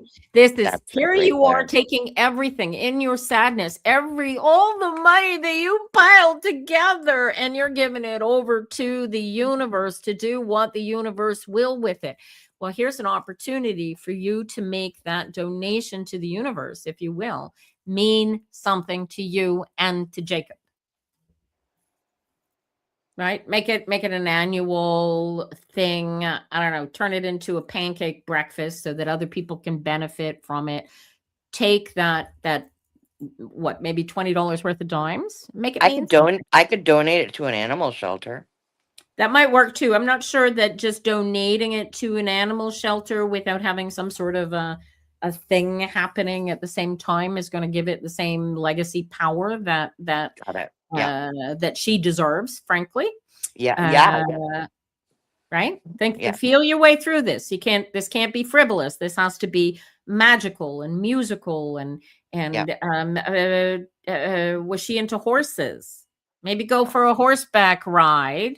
No. The farm benefits from catch the energy of what I'm describing, though, right? Yeah. So you go horseback riding, maybe have a picnic, drink the bottle of wine, and then drop the bottle into the ocean, kind of thing, right? It's the sort of thing you might do in Mexico or I don't know, backwater Ontario somewhere. Mm-hmm. Right. But the trick is to take all of the sadness at your loss for your mom, because we know that both of you feel very, very strongly to her no longer with you. She was very, very powerful in both of your lives, and she's still very much with you. This gives you the opportunity to really, really embrace that energy, especially since her birthday and Mother's Day are so close to on top of each other. This is the perfect, And then her death day is this month. And then so her death day is the 18th. My dad's birthday is the 20th. And that's the day we're going to celebrate that they're put together again. There you go. So, right. So that's perfect. Right. Yeah. So it's a bottle of, maybe a bottle of sparkling wine and a couple of champagne glasses. Yeah. But make it something really magical and meaningful to both you and to Jacob in the celebration, right? So maybe you'll both come to the table once a year and go, hey, this is a story about my mom that I never told you and that you should know. And maybe Jacob comes, I did this with you. Grandma was babysitting me one time and we did this and we never told you, kind of thing, right? But bring her spirit in celebration between the two of you.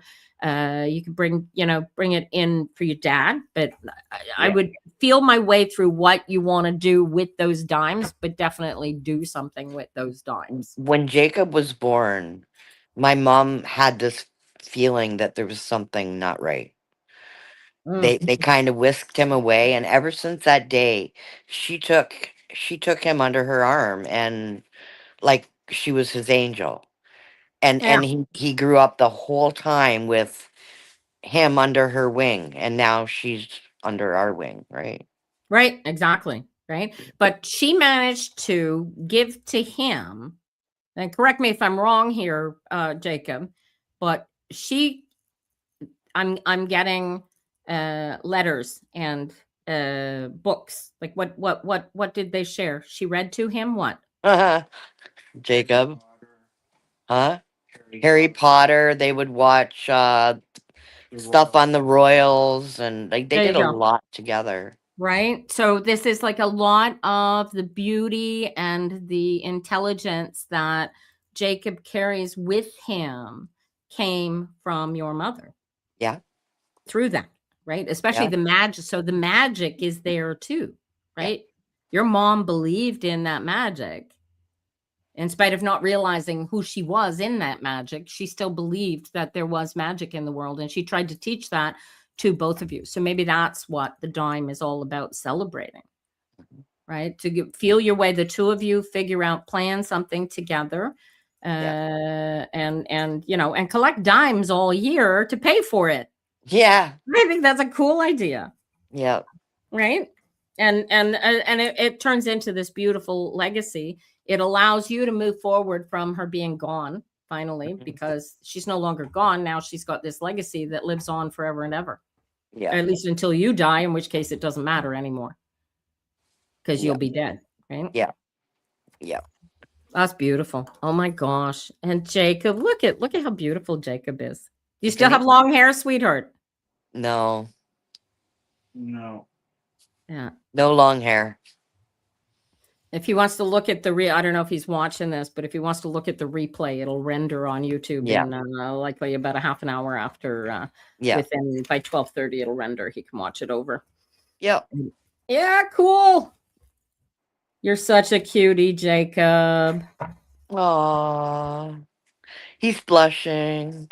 Yeah, careful what you put in your cup, eh? Knights of Cups are prone to excess. Okay. All right. Have a great week, you guys. Much love to you. Bye-bye. Say goodbye to Jacob for me. Bye, Jacob. He's saying bye. All righty. Bye, guys. Oh, what fun. We are 20 to 11 this morning. And you guys, if you're just coming in, first time watching me, my name is Tina Brooks, also known as Pepper Fire Tina, psychotera, psychic, not psycho. Well, I suppose a little psycho, whatever. Psychictarot.ca. You can book me for readings. You can join my tarot reader in my pocket club, TRIMP. That's $15 a month, and you have access to me. You want me to pull a card, just send me a message. I pull your cards. Or you could just hook up with me on the socials. I'm Pepper Fire or Pepper Fire Tina everywhere. You'll find me. And yeah, there you go. Who we got waiting? Amanda, sweetheart, where are you? We're gonna bring Amanda in. Amanda, powerhouse, magical lady. Good morning. I can't hear a word you're saying. You are on mute. Sorry, there you go. Good morning. Good Such a pretty- morning. you had one of those pretty Tinkerbell voices that you can only hear in spirit for a moment. Exactly. It's magical. Yeah. You look gorgeous. How you doing? I'm hanging in there, it's beautiful day. There's been a lot of energies lately going through Tell me about it. the full moon. I mean, leading up to it, like tears, nausea, headaches, extreme tiredness, all kinds of stuff. I got off without a rattle. Lucky me. My daughter just came out of, she just had so anyway, she just had surgery. I'm like about to give details. I'm like, nah. I didn't even post pictures of my grandson, for crying out loud. So she just had surgery. She came and spent several days with us after the surgery. I was horrible to watch because she was having a very, very difficult time the first few days of recovery. And finally we got her, she was doing better. We got her home and into her own bed. And she wrote me back and she says, Mom, doing way better. This morning she's back at the clinic for follow-up, and she had an apparatus attached that they're unattaching today. So very crazy week. And then stick a pin in me. Maybe it did rattle, but it wasn't such a big deal. So we had got invited on May 7th. We are supposed to go to a trade mission in Toronto with Mexico, with Dominic LeBlanc, the minister of whatever he's the minister of, I think industry or foreign affairs or whatever. Anyway, so we're supposed to be going to Toronto. There is a fancy formal party reception that we are invited to. And I'm getting ready to all go shopping for a new dress that I can't really afford, but I'm all excited to go. Like Bridgerton formal? Like Bridgerton, like yes. Yeah. Like federal government level formal, right? Yeah. And I'm thinking, okay, does Greg even have a suit? How are we gonna, they're gonna formal this guy, right? So I'm all thinking about how we're gonna do this. And doesn't Greg get a phone call that morning? He's got surgery he's got an inguinal hernia. And so he's been waiting. It's horrible. I wouldn't want wish an inguinal hernia on anybody. But Mhm. so here he is. He's gets a phone call. And he says, "Oh," he says, "good news. I finally got the surgery date for my hernia, May 7th." They said, Yeah. So I'm not getting to go to the formal party. "Oh So, no!" ripped off, burned. I was robbed.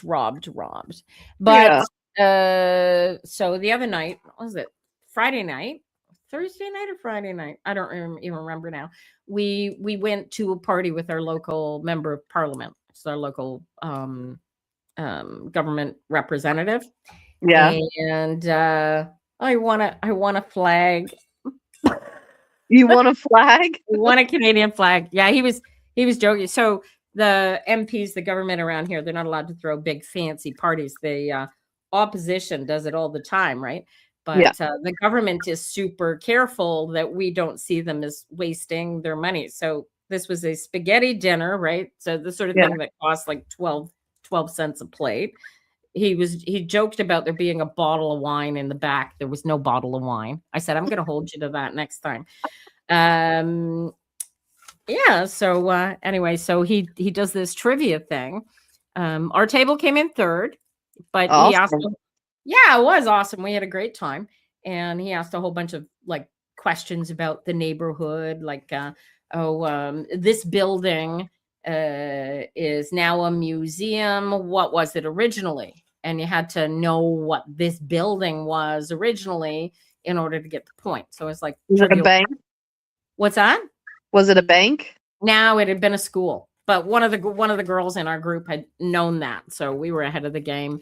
Anyway, we tied for third, so I'm Yeah. happy with that. That was fun, but he had prize questions that the first person that answered would win the Canadian flag. So he turns around and he says, "Okay," he says, we're gonna do this." And I said to the guys at my table, I said, "I'm gonna win this flag." And he starts the question. He didn't even finish the question. My hand flew up and he was standing right beside me. Had he been any closer, I would have knocked him in the head. He was that close. And I said, "Oh, I know. He finishes the question and he puts the mic in my face and he says, "What's your answer?" And it turns out, so I'm a retired financial advisor that's into politics. So we had the first woman finance minister under Trudeau, which happened to be Chrystia Freeland, who negotiated the USMACA agreement with Canada. And she's now special envoy to the Ukraine. But I want a flag. That's awesome. Where is it? Right You now? have it? Yeah, where is it? Is it It's nearby? on a shelf. Now it's on a shelf in the next room, but it's Okay. just a Canadian flag. Yeah. But it's a full size. It's like it's not your dollar store flag. It's a full Wow. proper Canadian So it's not illegal like a Canadian standard. little flag. No, Okay. but they had those on the table, and I snagged ours, and I brought that home too. So I got 2 flags out of it. Love that. That's it, right? So, but well, no, we had fun. Oh, it was great, and I had to laugh because it's just like be conscious. I keep telling people, right? Pay attention to what's going on in your head and what you're presenting to the world, right? Because you want to present who you really are. You want to present that authenticity. And so and the reason I bring this whole story up really is because at the end of that whole great party, I saw an MP who is super warm, super friendly. He's hugging everybody in the room, right? But when you look at the party pictures from the spaghetti dinner, right? Because it was all for all the seniors, right? I'm an old lady now, you see. Anyway, I'm looking at all these pictures, not a single hug in the whole thing. The man practically hugged everybody in the room that I saw him. He meet somebody, there was a hug, right? Yeah. He hugged me. Not a single hug in any of the photographs. And I'm like, he's such a warm, loving person, not a single hug. Anyway, it was like, Yeah. it's the appearance of bias. I don't know, but be aware of, right? If he wants to present to himself that he's warm and friendly and people love him, hugs help. I'm a big hugger. I've always been a big hugger. That's it, right? Hugs are the most important. I told my son repeatedly that medical science has shown that one good hug every day is all that you need. You don't need Yep. to eat or drink or any of that. You just need one single hug every day. Yep. So, Well, it's our heart space. this That's is our not medical portal. advice, you guys. This is not medical advice. I highly don't recommend going on a total fast to see if just hugging works. Okay, but it's a spiritual thing. You get it. When you get it, you get it. Right? Yeah. When you know, you know. Yes. Darling. So let's see what we got. Look at you. Practice, practice, practice. Right? It's when you see what works, keep doing it. Keep doing it, right? This is the message you're sending to the universe. This is what I want to be doing. This is who I am. This is what I want to deliver. And you do it and you keep doing it over and over again. Who are you isolating? Who are you walking away from? What are you walking away from? Oh, big time. This is done. I mean, I want to walk away from my primary job and just do the psychic mediumship stuff. I went to a psychic fair this weekend and you were like, get curious with my gifts and stuff. So I've never picked up rods before and they were flying in my hands and listening to everything I said, like immediately. I was like, and people were there trying to do it and they're like, what's my yes? And it was just staying true. And mine were flying all over the place. I said, you can't just will it.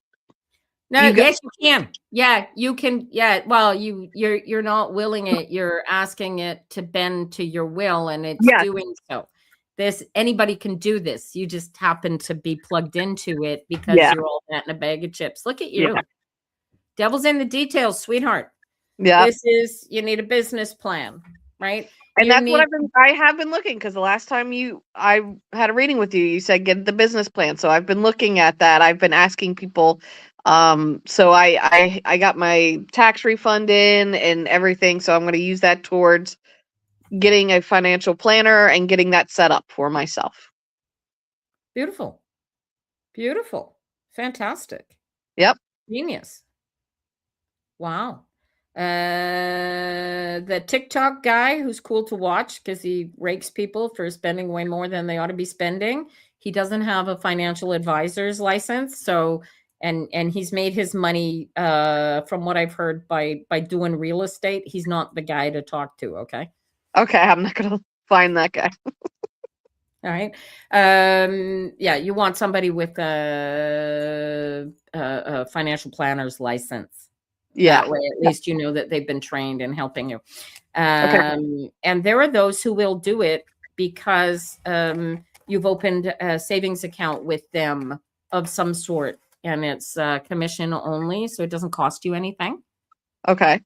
Yeah. So you want to, right? Devil's in the details. You want to make sure that you know that they know what they're doing. Okay, yeah, I definitely want, because I literally have no business sense whatsoever. I've worked for a company for almost 20 years now, corporation, like high up there. So I don't know anything. I've been the servant, and now I want to be the servant of humanity and myself first and foremost. I'm doing that, but I know who this is. Who do you know that's doing this professionally? What you are trying to do full time suddenly? Who do I know doing it professionally? I mean, I've met people like you're doing it professionally, right? But you also got your pepper business as well. Yeah, unfortunately. Otherwise, I'd be helping you out with this. Okay, so I'm gonna run it up a flagpole. I'm going to see who has somebody has a course that you can follow that will show you how to set up your spiritual business. I'll have a look around. I don't remember who it is. Actually, I think I do, but I want to be sure before I mention their name publicly and make sure that they're still doing it. Okay. But they at a will decent price, because there's one woman I came across. She wanted to charge like $3,000. Oh, no. This was the last time.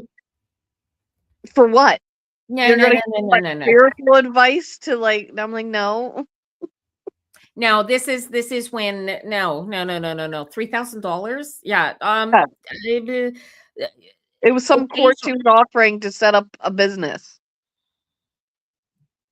And it No, was dude, like for $3,000, I would stop what I'm doing and sit down and set you up for it. This is Yeah. no. This is you need to put in your cup what you need in your cup, not what some other financial advisor psychic Yeah. needs in their cup. Okay. Yeah. This is somebody who's let me talk to her and find out if it's her to begin with, and if it's not, she's gonna know who to send you to. Okay. So let me talk to her. I'm gonna make a note so I remember. My brother has his own businesses, but he runs like a sports clinic thing. But I'm like, he's not into this at all. I mean, he can't hear me. We're like on two different levels. I'm like, Chris, I didn't say that we had dinner last weekend, and he thought I said something. And I'm like, even my mom was like, she didn't say that. And he was like, you're contradicting yourself. You can't say one thing and then mean that. And I'm like, Chris, I didn't say that. So I'm like, I'm not going to him. He's not. Oh, dude. Holy crap. What's going on for Chris? A lot. Yeah. A lot. My brother, my brother he's on the verge of a mental breakdown, probably. So he's exhibiting drunken behaviors. Yeah. Okay. So whether or not he's drinking or doing drugs or whatever, he is completely overwhelmed emotionally. I know. Right? He's angry. Something's been taken away from him. He's very angry and he's lashing out anybody that's within reach. Yep. I see it. This is you giving him his grace back. And he's desperately trying to figure out how he's going to feed his family. Yeah. Well, he's got the money. He has no problem doing that, but he doesn't there's something behind that you don't know. Like we can look at a guy with lots of money and he's looking at a bottom. He's over there. We're thinking he's counting his money and he's thinking he's got a hole in the bottom of his pit. And because somebody that's happy and comfortable financially, king in accounting house, doesn't have this energy running at the same time. Right? This is your brother right now, right? Yeah. So you got to give him the grace, the support, see him, meet him where he is, not where you think he ought to be, right? Because he's way down there. He is. This is. Oh yeah. This is your. Thing is the only thing he likes to talk to me about is fishing. Because the only other thing he talks about is soccer and his kids, because he's a coach and he's a teacher, and that's all it is soccer. That's it. So you're gonna take him out. You're going to take him fishing or something. I wanted to, but he's got games all like literally. He's got a planner and he has a calendar and it's full. And it's is he playing? He plays, he coaches his kids, and he coaches like has one of the top teams in the state for the kids that are like 10 years old, 12 years old.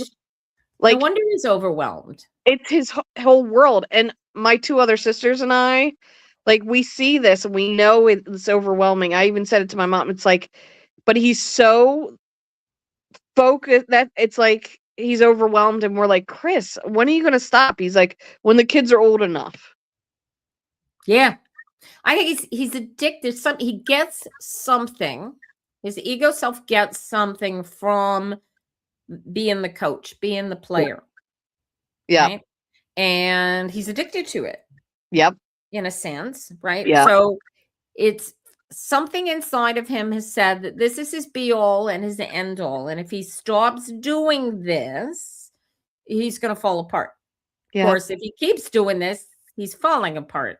You see this is the battle, right? He's doing what he loves. He's living for what he loves, but it's killing him. So he can't see the ego, the breakdown that is coming.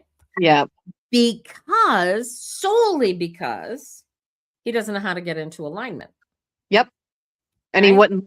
They think I'm a cuckoo. They think I'm the black sheep. They think, and I'm just like, dude, I see what he's His- doing to his son, and my dad did that to us, and he's doing it to his kids, and it's just like the obsession and need for perfection. And when my dad passed 16 years ago, he Mhm. never was able to process that, express his emotions. He was the only boy out of the four of us, and so there's Yeah. a lot of emotions. Yeah. Yeah. So here's the fun part. So you got to stop seeing the similarities to your dad because he's not your dad. Yeah. And it's the details are different, right? Here's the devil card. So this is your practice. Is take your grace, right? Because the first card out of the gate was this is your practice. Keep doing what you've been doing, right?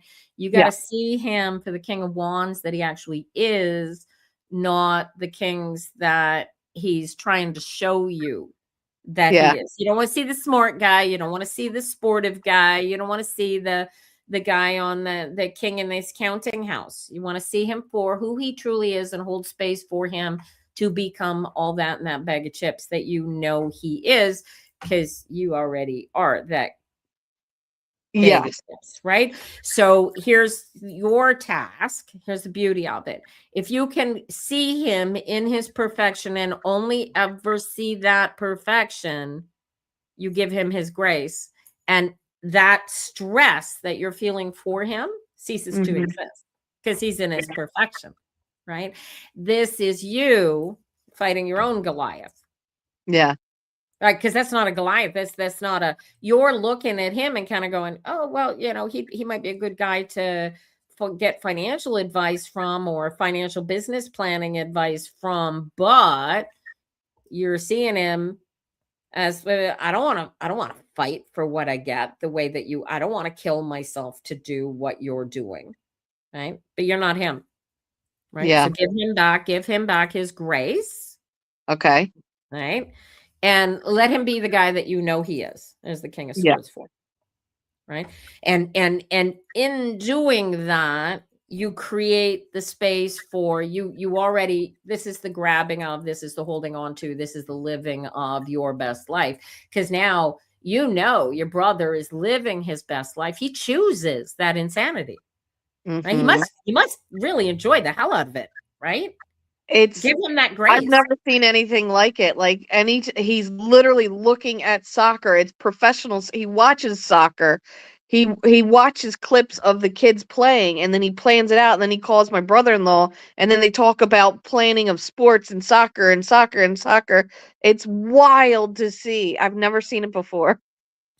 There's something behind it though that Yeah. you and I will never understand, right? He is literally, in spite of you seeing the stress and the strain and he's living his best life. Tell me he's not, He does love it, and he does say that. He's like, "I love it." He's like, "I love it." right? Yeah, So why are you choosing to see him any other way than this? because I could see the wear on him, So stop it. the lack Why of are you balance. But that's you putting that wear on him. Do you get it? You're the creator here, not him. This is Okay. your life, not his, right? So why are you choosing him to see him as anything other than his full perfection? You have no control over what face or what mask he puts on. What you have Yeah, control over is how you see him. You can and see that's his why mask. I try to bring up, "Hey, let's go fishing," because I can see him light up, when he talks about fishing and stuff, Yeah, and goes fishing with me. yeah, Like, we have a lot of fun. right. So you're seeing this guy, Yeah. right? It's just him he's all over the place. He's got no time to go fishing with you, Yeah, no time. I don't see right? him anymore. I don't see any of my siblings anymore because they're all away with their kids and sports and sports, sports, sports. So, right, this is you were here when I read for who did I give hell to this morning, right? For changing the way that you see your world because you've become advanced and you've become bigger than all that in a bag of chips, right? Here's your control right here, right there. There's your brother and his completion. Stop separating him, right? Okay. He's none of these things. These are things that he's doing. These are things that he's being. But this is your brother. And you Okay. know who you right? You know who your brother is. Don't see him as these other things. See him as this. Okay. Right? You're gonna Yeah. find a way, right? You're gonna go fishing with him, even if you do it spiritually. Yeah. Right? Go fishing. I did last weekend, got a fish. Posted There on you it. go. Right? Yeah. Right? And let him know, hey, I'm going fishing on Saturday. If you can, if you want to come out, we're leaving at, I'm ditching, if you go out in a boat, like we're leaving the dock at such and such a time. I can Yeah. have you back in time for your first game. You Well, know, he's got a big boat, but we also have kayaks and we go kayak fishing oh, yeah. together. So we grew up on the water, so There you go. it's our happy place. There you go. Right. So bring him to the happy place in spirit. Go, hey, I was thinking about you. I'm going fishing today. You're welcome to come. You know, I know you're busy, but I'm only going out for 2 hours, whatever. Yeah. And I did that. I did that. Yeah. And you Yeah. enjoyed the hell out of yourself and you brought him with you. Right. And you gave him his peace and his grace. And you thought about, oh, see, he's laid back, sit back with the, I don't know. Do you fly fish? Do you reel fish? I don't know. Fly fishing is so Spinner. cool. Right. Yeah. Oh, look at you. Tears are how the soul cleanses itself, right? It's Yeah, funny, been right? emotional And see, today. and watch that. Watch that little twinge there. Your pointy little head will go, oh, now I'm supposed to feel guilty because I was seeing my brother as anything less than perfect. Don't let yourself do that. Get into alignment with his perfection while staying into alignment with your own. You feel that? And anytime that you get pulled out of that perfection, put him back in. Because he's none of those things. Even if he chooses to be either of those things on any given day, you don't have to see him as anything other than his perfect self. You're right. Because he is his perfect self all day, every day, no matter what meat suit mask he chooses to put on. Yeah. And any meat suit masking that you allow him to do is you doing the choosing, right? Because you're the creator. Yeah. That makes sense. Mm-hmm. Thank you for that beautiful perspective. You're welcome. I'll make you all cry. I'm not proud. I've been crying all day just because I've been emotional all freaking day. I don't know why. I mean, I'm just getting over my period, but still. Oh, no, yeah, it's hormonal. Yeah. I just 9 of cups. It's excessive hormone. Do something to disperse the energy, you know. Do something loving, force yourself to do something really positive, emotional energy, and it'll help balance the hormonal swings. You're gonna well, love menopause, girlfriend. You're gonna love menopause.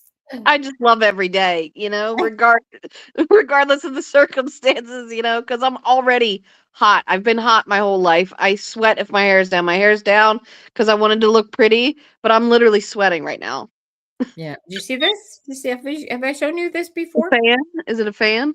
So yeah, it is. So it's made out of leather Yeah.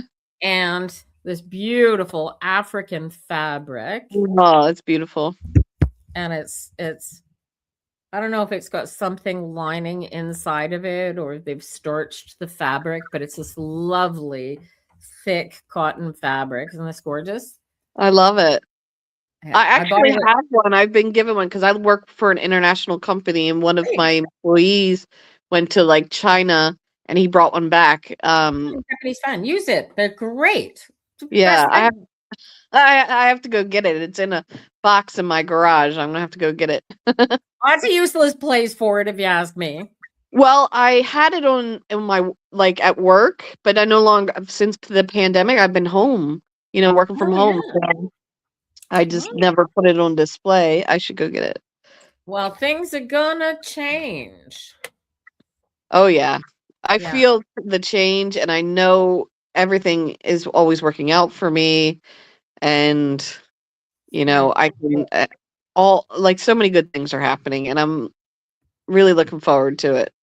Right. The activity is to choose to see things the way you want to see them, not the way that you fear seeing them, Yeah. right? Because any lack of completion, you are preventing them from getting to, because you're holding space for them to be separate. Yeah. Nuance is everything. I keep saying that, but it's tweaky at that point.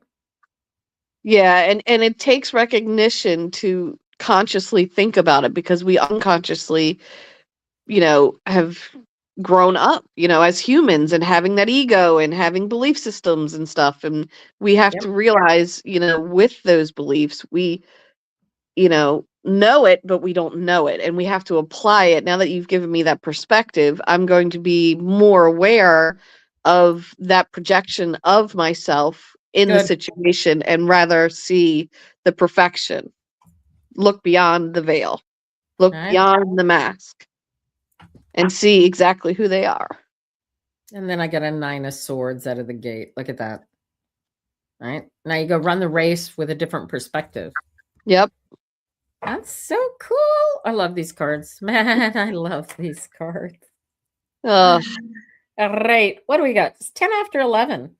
Have I got? Is Kelly still waiting for a reading? You can stick around and chat with me about the cards and stuff. Is Kelly still waiting for a reading? Is somebody else waiting for a reading? Speak up now, you guys. I can bring you in. I can read for you in chat. Otherwise, I'm going to chat my ass off with Amanda. Got a couple of. So what I did this week is I prepared a bunch of things, a bunch of thoughts that I could read on that might make a difference to people as we're reading, right? Yeah. So, because like people got to be sitting around like feeling the world is the most chaotic I think I have ever seen it. How do you stay aligned while it seems like the world is falling apart around us? Like my everything in your life might be perfect, but you're watching what's going on with the US and the Middle East, and you're going, oh my God, are we going to World War III? What's going on, right? Mm-hmm. So this is yeah. I've been the observer of it. Like, I'm like, okay, that's happening, but I'm focused on me and creating my reality and There we what I go. want to do, and stay in my alignment and doing things for me. Like, today is Cinco de Mayo, and I'm Yep. like, you know what? I'm taking myself out for lunch today. Right And I'm on. going to Go go for get it. some tacos and nacho cheese chips and, Margaritas for lunch. I don't drink anymore, but I used to Oh, drink well, there you go. margaritas. It used to be a thing. My best friend and I, we would get a pitcher of margaritas. There But you she's go. going out with her daughter tonight, so Well, you get a picture of virgin margaritas. You can drink the whole thing all by yourself. yes. I usually do pina coladas during the summer, because that was what my dad would order. We would go to the beach and walk on the beach, and we would get a pina colada together, and he loved See, rum. I love the energy of that, right? Yeah. And with it being Cinco de Mayo, you can use that as the energetic focus for pulling those energies together, in spite of the fact that you're not together. Yeah. Right?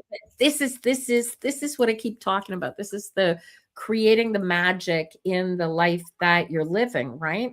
Yeah. And it's so easy to do, and it's Oh, yeah. so and we just fight ourselves every step of the way, right? Like you I looking know at your my dad's with me every day, all the time. Anybody that's like psychic or immediate, like, can pick up on the energy, literally, he's front and center all the time. Your It's dad's hilarious. gone. Your Yes. dad's physically gone, right? Yeah.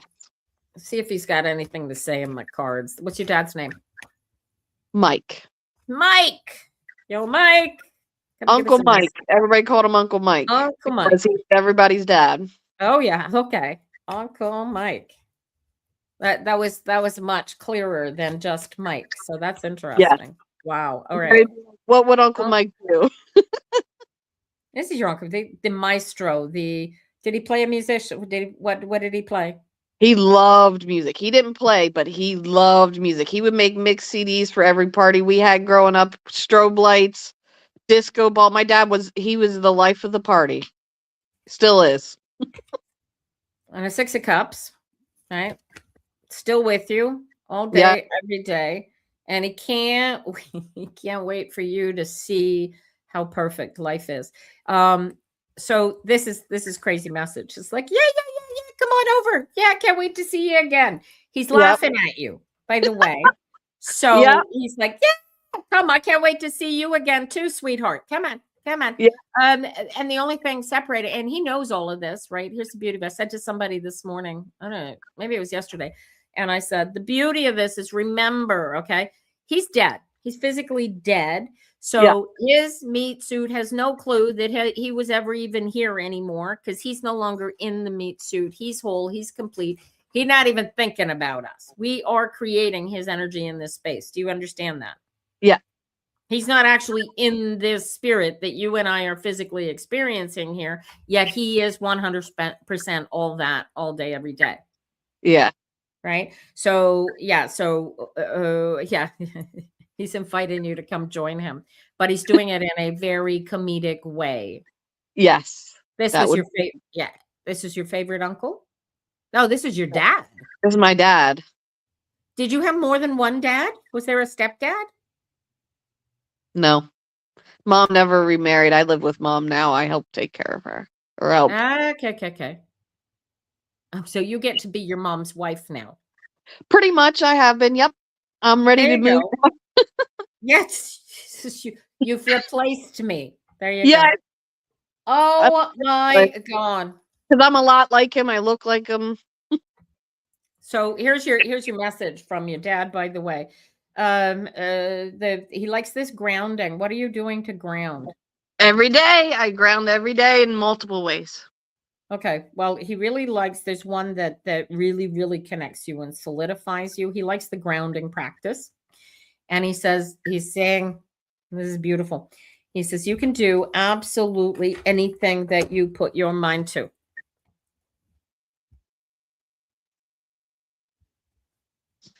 I believe that. And he's celebrating that all day, every day. So cool. Here's a picture of him. Oh, yeah? Show everybody what Uncle Mike. Hello, Uncle Mike. He was the guy in the back. Whose wedding was that? That's my brother and his wedding.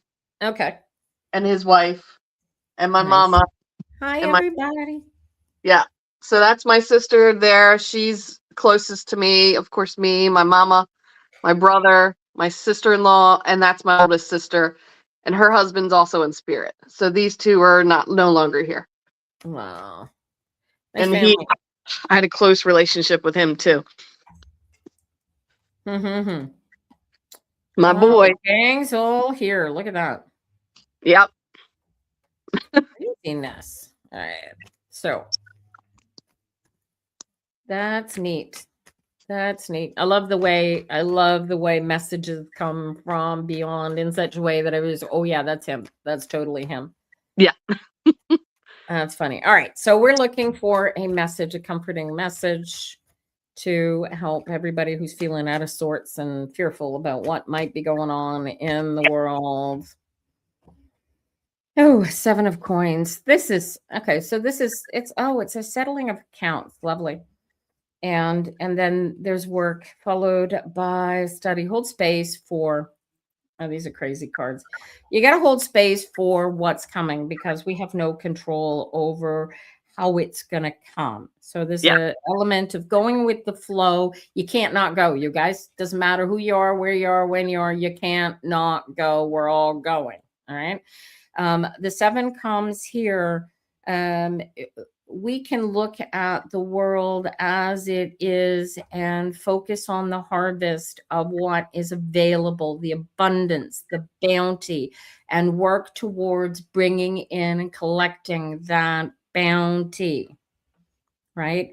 And then this is beautiful. And then it's followed by a hermit, which is like, get internal, like find your completeness inside, become whole, complete, all by yourself, because they ain't nobody else kind of energy, right? And the beauty of it right? And your meat suit will be the first person to tell you that ain't nobody coming to rescue you. This is all up to you. So, become all that you are and put it all, but this is a work. This isn't something that just falls into your lap. Yes, it's there. Yes, it's easily accessible, but you Mhm. still got to work at it to own it. You got to work at it to make it yours, right? 'Cause Absolutely. it's so individual and so personal, and it's so complicated. It's the easiest damn thing in the world to do. Yep. Is that crazy? It Wow. it's such a paradox. Yeah. So in your case, it's all about, in your specific case, right? And this goes for everybody. It's all about holding space, holding, being prepared, able to accept and welcome whatever it is that the universe is going to throw at us, Yeah. right? And the more we can stay in alignment on that momentary basis, the easier whatever comes at us is easier to take, right? I Yeah. love this. And then I get the, just go with the flow, guys. You're here for the freaking challenge, Yep. right? So shit or get off the pot. Go after what you came here for, right? This Yeah. is this is the Eight of Wands. This is like, how could you possibly come here and not take advantage of every single opportunity for enjoyment and excitement and love and light and everything else that's available to you Yeah. without worrying about what might go wrong, right? That's what you're here Yeah. for. Plant the seeds, do the things, Yeah. right? Live the and life. and stop being on the outside looking in and be the center of the party, because Yeah. you are, right? And that's where the peace, that's where the alignment comes from. Yeah. That's what the lack of separation brings to us. It's perfection. It's Yeah. loveliness. I love it. And the devil's always in the details. Mhm. It's like you're looking at your brother and seeing all the negativity and you want to heal him, you want to fix him, Yeah. except that's not your job. Nope. Right? It's like the reading I know did, that. Yeah. right? The reading I did for Lil at the top of the morning, right? You choose to see the world as you are creating it on a momentary basis. Right? So Yeah. any negativity that you are seeing, you are holding space for it and you are allowing to exist. Yeah. Right? So take your focus off the negativity and focus on the positivity. Yeah. Right? He's not Yeah. fishing, but he's fishing. You know what I Yeah. mean? Yeah. Right? So let him enjoy himself. If it kills him, he walks into heaven going, holy crap, that was fun. I'm exhausted. Now I need a break. You know what I'm saying? Like Yeah. we look at people who under normal circumstances, we look at them and we see them in the light we want to see them and not in the, he's living his best life. Yeah. Right? Or at least he says that he is. Whether he is or not, that's none of your damn business. Yeah. What is your business is to see him in his best light, because that's who Yeah. he is. That's Yeah. who he truly is. And anything less than that, we create for him. So stop it. Yes. I do that with everybody else, but because it's, my brother, somebody Oh, like it's I too want to, easy, yeah. So right? I need to apply what I'm applying to everybody else, because I'm like, I see right through your bullshit. I see right through the lies you tell yourself that you've bought into. I know exactly who you are. I see your perfection, and I make people, and I see it. But with my brother, I kind of, I'm like, let's go fishing, I am, but I also feel like the heaviness and also being around it and seeing it. And it's like, Yeah. whoa. So Yeah. that energy is very heavy. Yeah. But that's you doing that. That's you deciding to create that emotional choice of feeling, right? And that's literally the key to it, whether it be Course in Miracles, whether it be whatever it is. There is so much in this life over which we have zero control. What we do have control over is how we feel and how we choose to feel about the people, places, and things that are in our existence. Yeah. Right? And as I told Lil, who's having, you know, her magical issues of her own, right? You choose to see what you see, right? And if you Mhm. choose to see something different, do you see something different? You won't know until you feel your way through the exercise, Yeah. right? So why Yeah. would you choose to feel why choose to feel the negativity? Yeah. Especially since it's your brother, it's one of your I favorite people in the whole world. Why would you choose to see him as like this horrible drunken wait, what did we say the cards were? He was a drunken, overworked, Yes. was he a tyrant? What was the third card? It was the King of Wands that was missing, right? So he's the overwrought tyrant.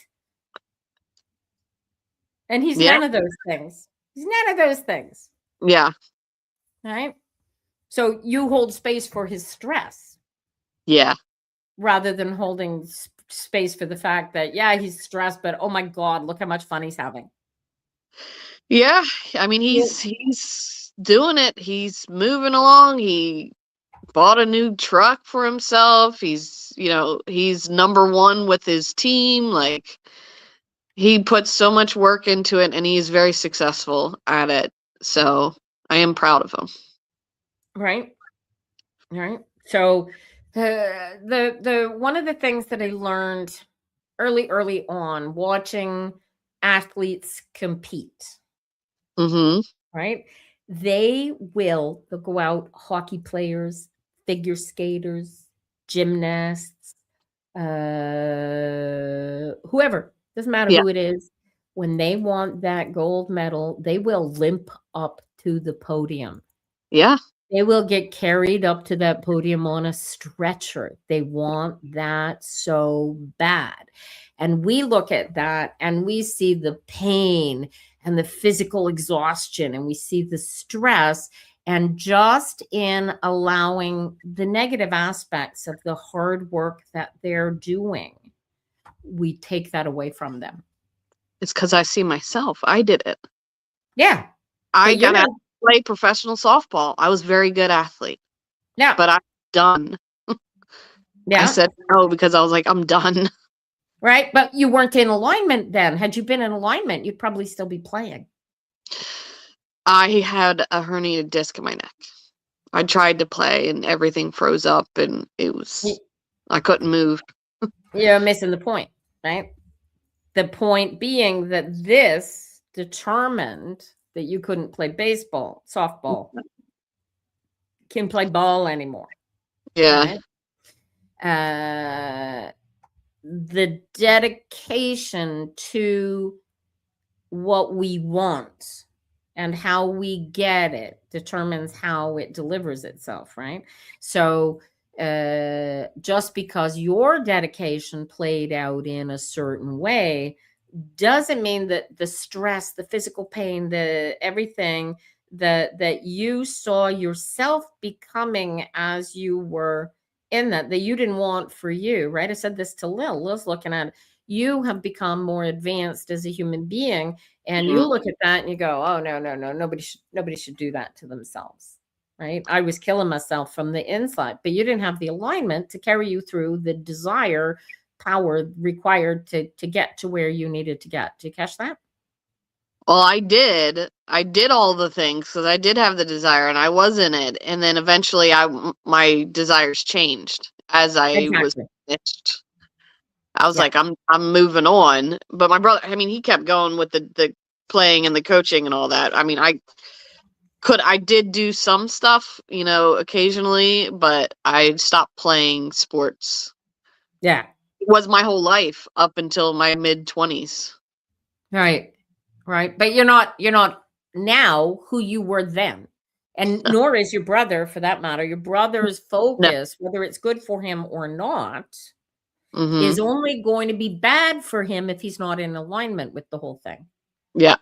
And again, you still have no control over it. It's like that Donald Trump keeps coming up and is like, think whatever we think about him. We're either pro-Trump or anti-Trump or je m'en fous, which in English means I don't really give a good goddamn.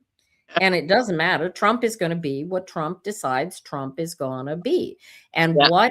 what falls out from that individual energy only falls negatively on us should we choose to allow it. It's the same thing with our close personals as it is with the distant individuals that we see as the powerful in the world, right? Yeah. They have, I mean, there are people that have control over us, our bosses, our parents, right? But there's a certain point at which we go, you know what? You're not allowed to have this power over me anymore. We take our power back. We change jobs. Or Yeah. we tell our parents, I don't want to talk to you anymore. This is not working and I need to be myself and I can't be myself with you. So you're not going to be my parents anymore or Yeah. my brother or my sister or whatever. But when they are not being negative towards us in any way, how dare we take our personal feelings about what they are doing, they are being, they are living, and project that on them when by the same token they very well are doing exactly what we want them to do, which is to live their best life, right? And that's the grace, that's the nuance that I keep talking about, right? Yeah. We can bring that personal generosity of spirit and hand it to absolutely everybody, including the Donald Trumps, including the Clifford Olsons, in case you don't know who that is, ask me one day, including the Jeffrey Dahmers, including whoever, Yes, we're all is the one is the all. We're all the same spirit having a different experience of itself, Yeah. And perspective. it's an experience that we can't have over there. That's why we want to be here. We Yes. want to experience this crap. I love being here, and I'm so grateful every second of every day for being here, for all the Right. challenges and everything. Isn't this great?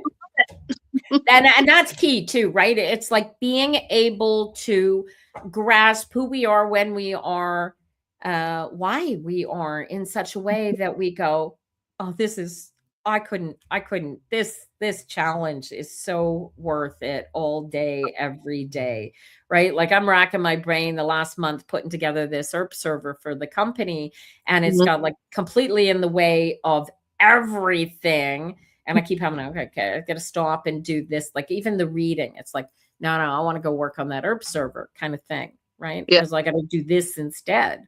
But it is key. You missed a lot of your read, your stinking internet. You're home now. You will, Ninja Mama, you'll get to read all of it and the replay. If you let it, you can take that live button at the bottom of YouTube and scroll it all the way back to the beginning. And as soon as it's rendered, it'll start to show you the podcast right from the beginning of 9 a.m. So you just have to be patient for that one. It's the ability to be so focused on enjoying the individual moment that we are in that gives us the grace to share that generosity with others. And that's what I'm so grateful for, is to be able to come in here on Tuesday mornings and go, hey, you can find this inside yourself. Find it, be it, own it, share it. To reflect it to others. It's like I would love to take people, grab them by the neck and go, do this for yourself, you idiot. Only you can't do it that way. They're going to find it on there. It was like, who was it I was reading for last week? And it was like, every time I said something, they were like, yeah, but. And it's like, dude, stop letting your head say, yeah, but, and feel your way through this, right? So like, I mean, somebody come in here and start listening to my words and they go, oh, this little old lady's going to tell me how to live my best life. Well, no, I'm not. But you know what? You were going to listen and feel the words that I say, and maybe you're going to figure out your pathway to leading your best life. And that's why I'm doing it. Oh yeah. And that's why you're doing it. Oh yeah. Right. I've been here before, and I'll do it again and again and again, as many times as I can. to help not only myself, but others see their true light, their true power, their true love, the force of and power of being here, the experience we get to have. Right. And it's Love. it's the experience, right? It's the seeing the spilled milk as a positive Yeah. thing, right? Seeing that what is positive, if you can wrap your head around this. So like at a macroeconomic level, you look at what is going on geopolitically with Trump in power in the States, and you go, how is this possibly good for anybody? Right. Meanwhile, all of his supporters are over there thinking this is the greatest thing that's ever happened. And the dichotomy is universally divided. I have never seen, and it's like they got to kill each other in order to get together and work together. Right. Yeah. And that's not going to work. Right. And the fun part, here's a fun part about what we are teaching with this whole alignment. There's a point at you get so in alignment, you don't even care about the geopolitics anymore because you're just enjoying your life too much. You haven't got time to be worried about what the hell Trump might do next. I never have, and I never will. There you go. I've never been into it since I was a kid. Since I was a kid, I knew, I was like, I never talk religion or politics with people because they change. They change into a completely different person than who they are, because it takes over their energy, because it's somebody else's story that was written, and they believe Right. so much in it that becomes their story, and That it makes changes sense. who they are. So I was like, even this is me from a young age, and I was like, nope. So I'm observing it as it's because of technology, right? Being nothing is in the shadows anymore. Everything's coming to light. Everything's out in the open. Yep. And it needs to, because we are all like, we need to work together. And the beauty about it is I'm seeing communities coming together, working together, everybody supporting each other, all of that's coming from it. People are waking up from it. I'm no longer going to stand by when men walk into a room when a bunch of young girls are changing, and just like, oh yeah, it's fine. When the president says that, like, come on, like, and they play with stuff like that all the time. Yeah, exactly. So, it's but the thing is that there are limits to what we're capable of doing as well. And knowing where those limitations are is key. Yeah. Right? Like it doesn't matter what I do, how many times I throw myself at the ground, I still can't fly. Yeah. Right. And kudos to everybody who caught that reference. I'm focusing on myself, healing myself, remembering who I am, standing in my power, and representing that light for others to shine in their own light and keep that going. That's it. So I did a meditation once, and I saw myself, and it was like lightning, because there was a bunch of people standing around, like circles of people just standing around me, and lightning came out, and then just everybody was connected by that lightning bolt, and it was like, right. Yep. And that was so powerful and cool. And to you see. were at the center. Yes. Yeah. So here, you're going to love this. So in order for you to have that vision, because it was a vision, right? Mm-hmm. You know the difference between a vision and just a dream. So yeah, I can feel the difference. Yeah, visions are eternal. They don't fade over time. They stay in their concreteness. So here you had this vision of yourself at the center, and you saw this, and you're like, oh, yeah, that's me. Here's the fun part. You had to be separate from yourself in order to see yourself. Mm-hmm. Right? So even during that aligning moment that you have as this visionary moment of alignment that you can trigger on and say, that's when I knew, that's when I saw the connection, right? You had to, in order to see, because I'm me, I can't see myself without a mirror, right? Yeah. So if I'm seeing myself internally, the only way I can do that is to separate myself from myself. Yep. Crazy, yeah? So powerful. We're so beautiful. I love it. I have so much love in my heart. It's crazy. I listen to some of the things that we say to each other, and I go, oh, freaking whoa, whoa, whoa, whoa, whoa, whoa. Yeah, I know. But I mean, we don't know what's on the other side. We were talking about singularities. My husband and I were talking about singularities yesterday, and I started with that at the top of the show. I'm going to finish with it. So, a singularity in the physics world is the Big Bang. Yeah. It is a black hole. And I listened to what triggered the conversation was a fellow by the name of Richard Dawkins talking to, I think it was Neil deGrasse Tyson. Yeah. And they were talking about the Big Bang, and the Big Bang being a singularity. And it wasn't Neil deGrasse Tyson. It was Piers Morgan. Oh, okay. My apologies, Neil deGrasse Tyson. He probably knows more about the Big Bang than I do. Yeah. Piers Morgan said to him, well, if you talk to a physicist about the Big Bang, there's nothing before the Big Bang. And Richard Dawkins agreed with him. And I thought, that doesn't sound quite right. And the two of them went on for a couple of minutes about a singularity. And I thought, wait a minute, that's not right.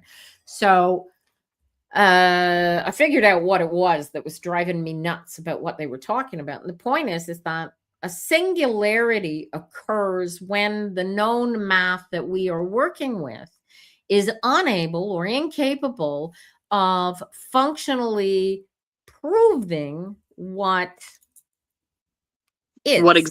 Yes. Okay.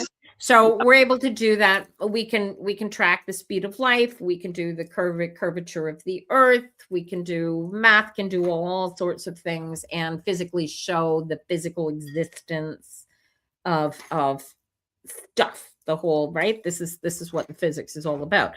What it can't do is once it gets to something like the Big Bang or a black hole, is reliably predict what's on the other side. Not because there's nothing on the other side or because that nothing went before the Big Bang, but rather because when the math hits that moment in time, it becomes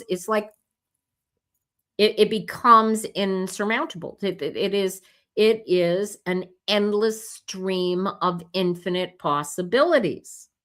Infinite.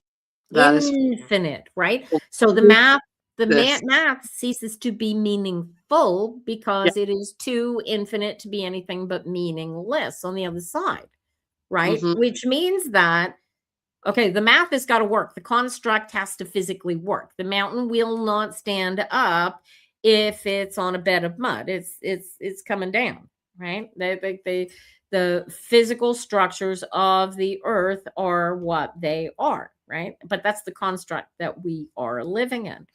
And so he was like, yeah, but so it's impossible for us to wrap our head around the idea that something infinite potential exists on the other side of a black hole. Rather, a scientific God doesn't exist atheist needs to have nothing coming before. It can't be something, it has to be nothing rather than it just being infinitesimal potential. So there's a disconnect between spirituality and reality that spiritualists have. They remove it, right? You this meat suit, you cannot take the meat suit off. You cannot get rid of it. What you can do is change how you feel about it, period. Yep. Right? And how you feel about the meat suit that you're in is going to dictate for you what you're going to go after, what you're going to do, what you're going to say, how you're going to feel on a given day, right? But it's all chosen. So here's the fun part. So this week, I saw a study. They're doing a study to see how long before somebody decides that they're going to do something that they do it. So they tested this by taking test subjects and they give them a button, right? And it's like you can press or not press the button anytime you want, but you're going to, when you decide that you're going to press the button, right? As long as you decide, now I'm not pressing the button, I'm not, but the second that you decide that you're going to press the button, I want you to press the button. So what they were doing was testing and they're running MRIs, brain scans at the same time. So what they discovered is that there was a considerable length of time between the moment when the brain signaled that it was going to push the button Yeah. and the test subject actually pushed the button. So how much control do we really have over our existence? Right? It's quite fascinating that even everything that we do, everything that we think is Yeah. precursored before we even do or think them. Our brain's the receiver. Our brain's not meant to analyze and process things. Our Right. brain is meant to receive. That's the flow. That's the energy. That's the alignment that you talk about all the time. It's Yeah. because we are receivers. We are antennas, just like the trees. The trees are the antennas for, you know, everything outside, you know, and they ground into the Mother Earth. And she is so beautiful. I love her so much. That's what mushrooms are for. Now you're giggling. Go have a you've seen mushrooms growing. Go try and have a conversation with a mushroom.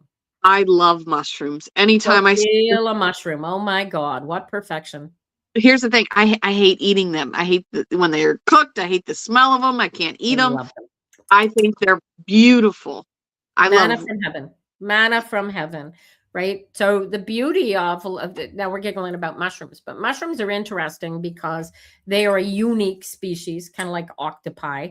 They are a very unique species on this planet, but they have an interconnected communication system like very few critters on this planet. There is, by the way, there is a tree that is something like thousands and thousands of years old, and it is physically interconnected to this entire network of Yep. trees. Yeah. It's quite fascinating. Anyway, but when you start to learn about interconnectivity of the plants and the different animals, and then you hear that people are working on quantum entanglement. You've heard of, right? Yes. You know what? This is key. So now this was DeGrasse Tyson that told me about this. So when you physically touch somebody or something, you physically trade molecules. Mhm. So a part of you, when I pick up the mug, part of me becomes part of the mug, and part of the mug becomes part of me. Now we're talking about a stainless steel coffee mug here. But when you physically touch a human being, right, there's a part of them being left behind that becomes a part of you.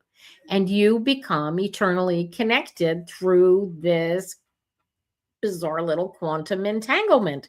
And so what they've been working on is with separated entangled molecules. When they trigger something on this molecule reacts. Yep. But And you want to know what the best thing about that is? That's how space travel with the crafts are going to be. That's how it works. That cup exists here, then you change it, and then it exists here. It's not the cup that changes, it's the location.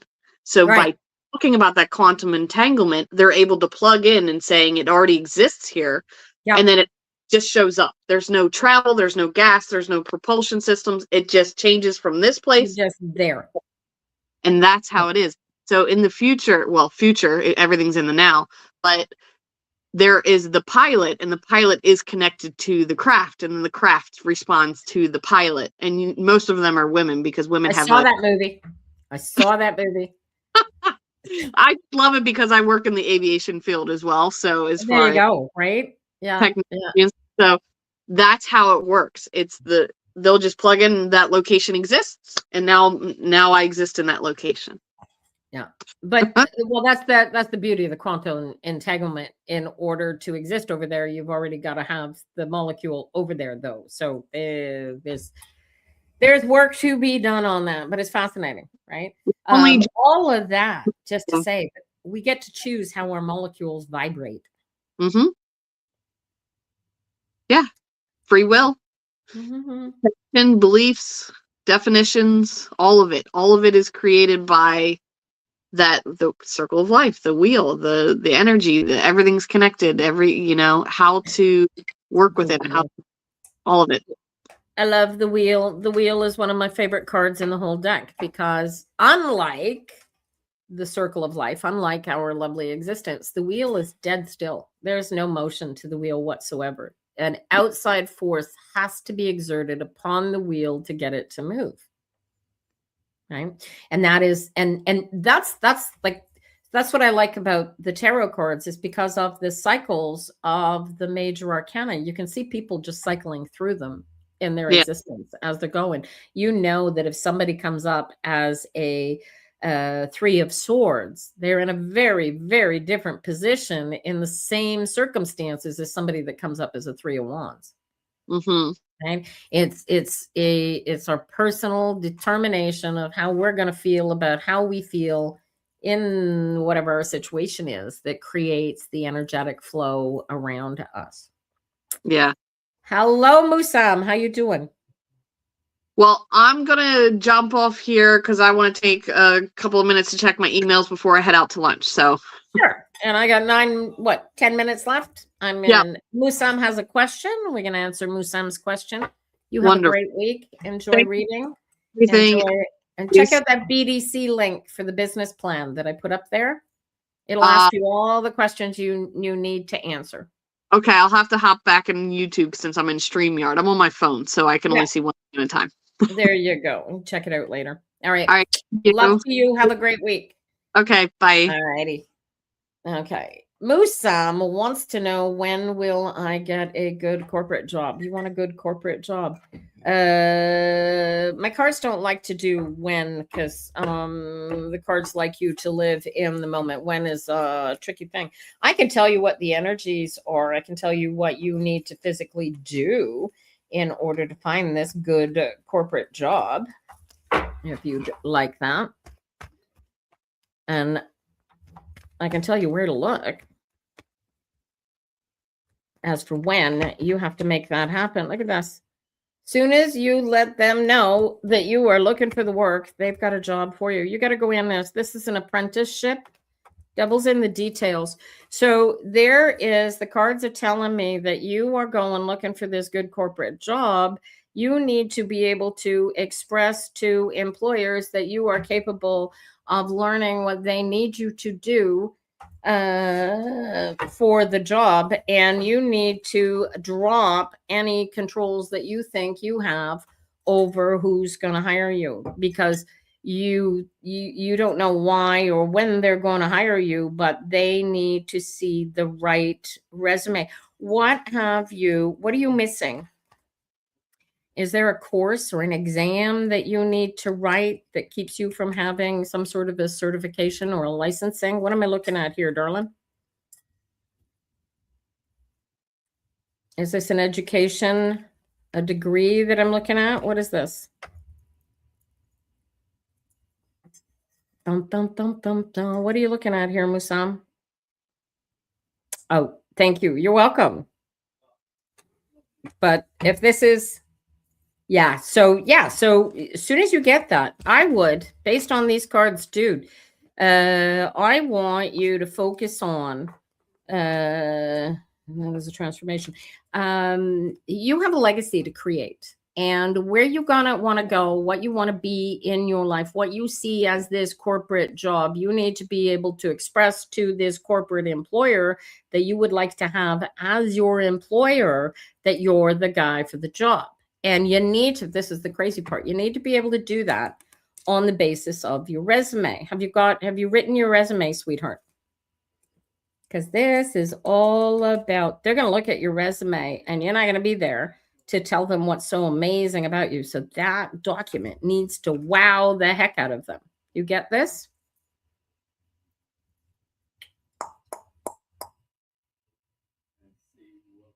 And if it's not just the resume, it's a cover letter, right?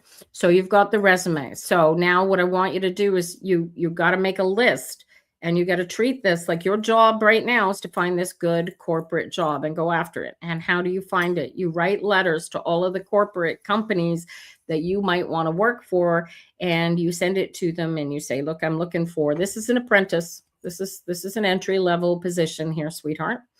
And you got to be willing to enter in that company in any position that they feel you might be beneficial in, and let them do the deciding, right?